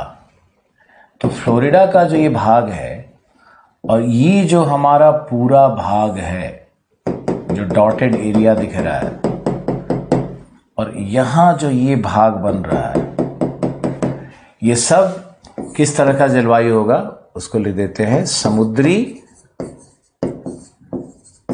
आर्द्र गर्म जलवायु का ये प्रदेश है, क्योंकि यहां पे जो धाराएं हैं वो गर्म है ना। तो गर्म धाराओं के प्रभाव से इस तट पर मॉइस्चर क्या होगा, हाई होगा। यहाँ पर 150 सेंटीमीटर वर्षा होती है, तापमान 18 से 27 डिग्री सेंटीग्रेड व्याप्त रहता है। तो ये सब यहाँ पर ये जो एरिया है ये सब जगह यहाँ पर ट्रॉपिकल कृषि है, उष्णकटिबंधीय कृषि है, क्रॉपिंग भी यहाँ पर तुमको मिलेगा। अमेरिका में जाओगे तो शुगर केन और यहाँ पर कॉटन और टोबैको और राइस। टेक्सास में जो राइस होता है उसका नाम टेक्सामती रखा गया है, बासमती के आधार पे टेक्सामती। ओके, तो ये पूरा का पूरा एरिया है जहाँ पर हमारा जलवायु पर प्रभाव आपको दिखाना है। तो ये गर्म धाराओं का प्रभाव है, ये गर्म धाराओं का प्रभाव है। अब जलवायु पे दूसरा प्रभाव देखो, यहाँ पर हम ये गल्फ स्ट्रीम है, तुम्हारा गल्फ स्ट्रीम है, और तट के किनारे किनारे ठंडा जल आता है। तो ठंडा जल और गर्म जल मिलने के कारण अटलांटिक के इस तट पर, अमेरिका के मध्य अमेरिका के इस तट पर, मतलब अमेरिका के पूर्वी तट पर यहाँ पर एक परिघटना घटती है जिसका नाम है कोल्ड वाल।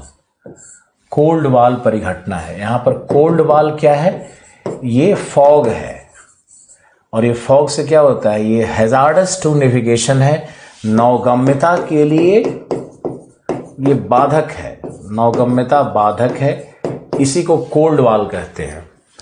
कोल्ड वाल फिनोमेना क्या है, कोल्ड वाल परिघटना क्या है कि जो ठंडा जल तट के पास है और गल्फ स्ट्रीम का गर्म जल है, दोनों मिलकर के जो फॉग बनाता है, कुहासा बनाता है, जो कि नौगम्यता के लिए बाधक है, वो कहलाएगा। अब ऊपर जाने के बाद हमने बार बार समझाया कि 55 डिग्री के आसपास जाना, इसे 55 डिग्री के नीचे कोल्ड वॉल है, और 55 डिग्री के ऊपर जब जाओगे तो यहां पर लैब्राडोर मिल रहा है, ग्रीनलैंड मिल रहा है। तो ये जो भाग है ये बनता है फिशिंग बेल्ट। ये कोल्ड वॉल नहीं है, ये फिशिंग बेल्ट है, ये फिशिंग बेल्ट है। कोल्ड वॉल नीचे बन रहा है 55 डिग्री के, और ये फिशिंग बेल्ट से बन रहा है, ये फिशिंग बेल्ट बन रहा है। फिशिंग बेल्ट क्यों बनता है वो आप ध्यान से देखो। अगर हम इस फिशिंग बेल्ट को अब दिखाते हैं, फिशिंग बेल्ट क्या है, कैसे है, उसको भी समझाने का कोशिश किया जा रहा है। मान लो कि ये हमारा गल्फ स्ट्रीम है और ये हमारी लैब्राडोर है, लैब्राडोर करंट है।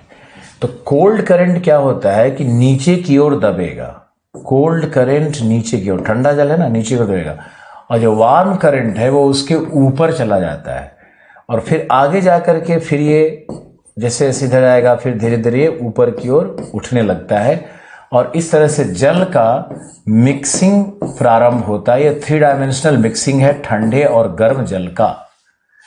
3 डायमेंशनल मिक्सिंग को देखो। और अगर आप सतह पर भी देखना चाहोगे तो सतह पर भी ये ठंडा जल, ये जो गर्म जल है, ये धीरे धीरे इस भाग में ये गर्म जल है गल्फ स्ट्रीम का, और ये जो ठंडा जल है इधर से जो आ रहा है, ठंडा जल है लेब्राडोर का, ये ठंडा जल जा करके गर्म जल से इस तरह से ये मिश्रित यहाँ भी होने लगता है। ये देखो सरफेस पे कैसे मिल रहा है और गहराई के साथ कैसे मिल रहा है, दोनों आपको देखना है। तो ये जो ठंडे और गर्म जल का जो गल्फ स्ट्रीम है, ये क्या है, गर्म जल है। और लेब्राडोर करंट क्या है, एलसी लेब्राडोर करंट क्या है, ये कोल्ड वाटर है, कोल्ड, ये कोल्ड वाटर है। तो ये जो कोल्ड वाटर का फ्लो है इधर से, और ये जो गर्म जल का फ्लो है इधर से, ठंडे जल को हम डॉट से दिखाते हैं और जो पूरी लंबाई वाली रेखा है वो गर्म जल को दिखा रही है। तो यहां पर हमारा है गर्म जल, इधर है हमारा कोल्ड वाटर, कोल्ड वाटर का इधर ऐसे फ्लो बना हुआ है। ये जो मिक्सिंग हो रहा है ना, ये मिक्सिंग हो रहा है लगभग, आप मान करके चलो तो ये 45 डिग्री नॉर्थ से ये लगभग 60 डिग्री नॉर्थ के बीच में, 55 डिग्री नॉर्थ के बीच में मिक्सिंग हो रहा है। तो ये जो सर्कुलेशन बनता है इसी को लैंगमूर कहते हैं। ये लैंगमूर सर्कुलेशन है, MUIR, लैंगमूर सर्कुलेशन है। और जो इस तरह का सर्कल बनने लगता है ना, इसी को हम लोग कहते हैं ईडीज, ये ईडीज फॉर्मेशन है। तो लैंगमूर सर्कुलेशन क्या है, ईडीज फॉर्मेशन कैसे हो रहा है, कहाँ हो रहा है, किन धाराओं के मिलने से हो रहा है, क्यों हो रहा है, ये आपको देखना है।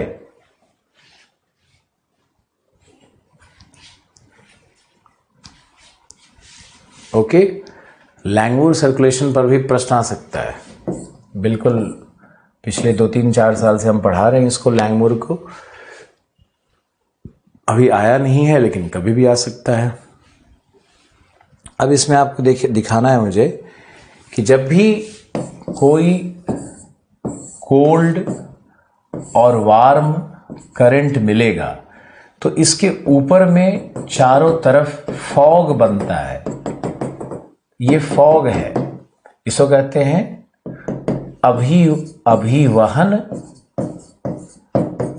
कुहरा या कुहासा, कुहरा इंग्लिश में है एडवेक्शनल फॉग। ये एडवेक्शनल फॉग कहलाता है। अब आपको आगे समझना है कि एडवेक्शनल फॉग क्या करता है कि सूर्य की किरणें जो आती हैं, सूर्य की किरणों को ये छन्ना पत्र की तरह काम करेगा। ये जो फॉग है, जो कुहरा है, वो उसको छान लेता है।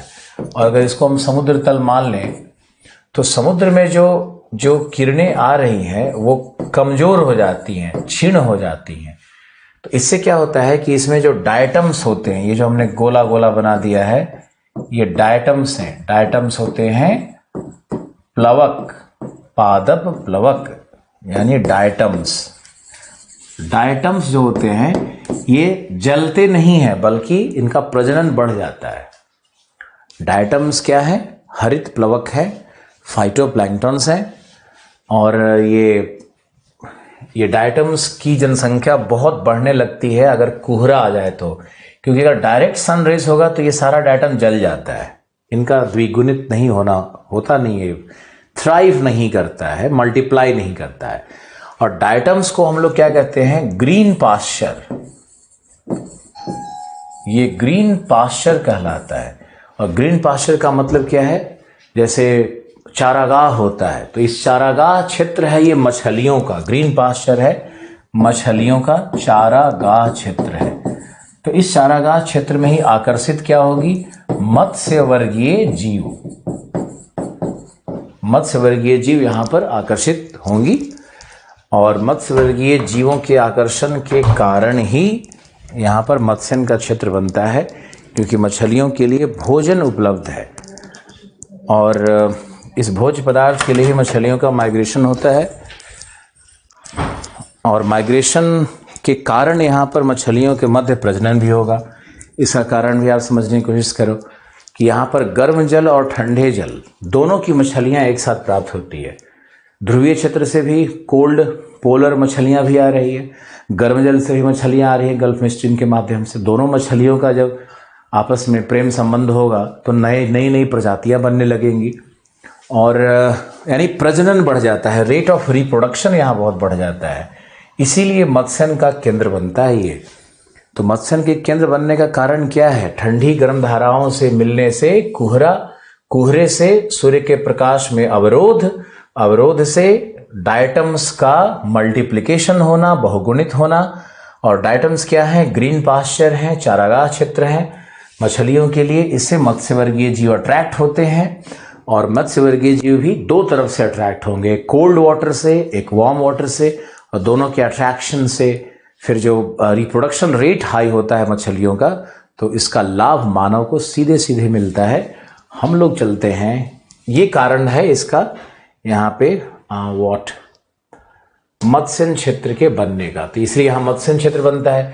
फिर आपने नॉर्थ अटलांटिक ड्रिफ्ट आपको बताया था कि ये भी रेनेल और ये पूरा बाल्टिक और पूरा ये जो क्षेत्र है नॉर्वेजियन व्हाइट सी, पूरा फिशिंग बेल्ट बन जाएगा। डॉगर बैंक और बहुत सारे बैंक्स यहाँ पे बने हुए हैं। और यहाँ पर गर्म धारा जो आ रही है फ्रांस में, रेनेल की गर्म धारा, वो भी यहाँ तट पर वर्षा करेगी।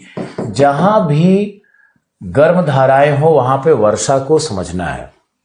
अब देखो, अब ये जो लौटती हुई धारा थी, ये थोड़ी ठंडी जल है, ऊपर की ठंडी जल नीचे आ रही है, तो पश्चिमी सहारा में शुष्कता उत्पन्न करती है। क्योंकि मान लो यहाँ पे जल ठंडा है, यहाँ पे जल ठंडा है, तो ठंडा जल क्या करेगा? वहां ऊपर वायुमंडलीय मॉइस्चर को तो सप्लाई नहीं करेगा। वायुमंडल में मॉइस्चर तो गर्म धाराएं सप्लाई करेंगी ना। आप इसको समझने की कोशिश करो कि जहां भी जल ठंडा होगा या शीत जल का उद्वेलन क्षेत्र होगा, वहां के ऊपरी वायु में आर्द्रता घट जाती है। और आर्द्रता घट जाती है, और एक बहुत इंपॉर्टेंट बात आपको समझना है, ध्यान से सुनना है कि मान लो कि जल का सतह ठंडा है, नीचे कोल्ड है, पानी ठंडा है और ऊपर में वायु गर्म है उसकी तुलना में, तो उष्मा का प्रवाह कैसे होगा? गर्म से ठंडे की ओर। यानी शीत जल के उद्वेलन क्षेत्र में या जहां पे ठंडी धाराएं बह रही है उन क्षेत्रों में वायुमंडलीय उष्मा का अवशोषण समुद्र कर रहा है। इस कारण से क्या होगा? फ्लूइड मोशन होगा, तरल में मोशन होता है और ऊपर से वायु नीचे की ओर दबने लगती है, जिससे उच्च दाब बनता है। और उच्च दाब जहां भी बनेगा वहां वर्षा नहीं होगी, और वर्षा नहीं होगी यानी मरुभूमिकरण का वह एक कारण होगा। यानी ठंडी धाराएं और शीत जल का उद्वेलन मरुभूमि निर्माण का एक कारण है, क्योंकि जहां भी शीत जल का उद्वेलन या ठंडी धाराएं है वहां पर वायुमंडलीय उष्मा नीचे की ओर अवशोषित हो रही है। इस कारण से जो वायु है वो नीचे की ओर अवतलित होने लगता है और उसके कारण यहाँ पर उच्च दाब की स्थिति बनती है और बादल नहीं बनेंगे, वर्षा नहीं होगी। ये आपको बहुत अच्छे से डिटेल से लिखना है। यहाँ भी आप देखोगे तो ये जो ठंडी धारा यहाँ पे लौट करके जा रही है, यहाँ भी देखो डेजर्ट का निर्माण होने लगता है ना। तो यहाँ भी डेजर्ट का निर्माण होता है। और डेजर्ट में आप बताओ उच्च दाब होगा या निम्न दाब होगा? डेजर्ट में जब भी होगा उच्च दाब होगा। डेजर्ट में हाई प्रेशर होता है। हम लोग मूर्ख लोग सोचते हैं, गंवार लोग ऐसा बोलते हैं, क्लासेस में भी बोलते रहते हैं कि मरुभूमि है तो बालू गर्म होगा, तो बालू गर्म होने से निम्न दाब बनेगा। अरे भाई मेरे, निम्न दाब नहीं बनेगा। जहां भी मरुभूमि है, चाहे राजस्थान हो चाहे कहीं भी हो, जहां भी मरुभूमि है उसका एक ही अर्थ है, और अर्थ क्या है कि वहां पर उच्च दाब निश्चित रूप से मिलेगा। लेकिन सिर्फ ठंडी धाराओं के कारण डेजर्ट नहीं बनता है, ये भी आपको याद रखना है। उसके लिए सबसे इंपॉर्टेंट कारक है अपतटीय व्यापारिक पवन, जो मैंने शुरू में क्लास के आपको बताया था। तो यहाँ भी डेजर्ट बनेगा, यहाँ वर्षा होगी। मत्स्यन का क्षेत्र यहाँ भी देखो बनेगा, ये भी मत्स्यन का क्षेत्र है। तो आप मत्स्यन के क्षेत्र को दिखाओ, कोल्ड वॉल फिनोमेना को दिखाओ, फॉग को दिखाओ, तट पर फॉग को दिखाओ, यहाँ भी फॉगी कंडीशंस को दिखाओ। वर्षा अधिक होगी, यहाँ पे वर्षा को अधिक दिखाना है, 150 प्लस वर्षा होने लगती है। और डेजर्टिफिकेशन से ठंडी धाराओं को जोड़ करके दिखाओ। तो यही है गर्म धाराओं का एवं ठंडी धाराओं का तटीय जलवायु पर प्रभाव। इस लेक्चर को कम से कम 2 बार ध्यान से सुनना और सब कुछ नोट डाउन करना है आपको, तब जाकर के आपके आत्मा को शांति मिलेगी। और इस पर हम आपको लिखा हुआ नोट्स भी भेजेंगे, जिसको आप बहुत ध्यान से पढ़ना, मॉडल आंसर की तरह काम करेगा।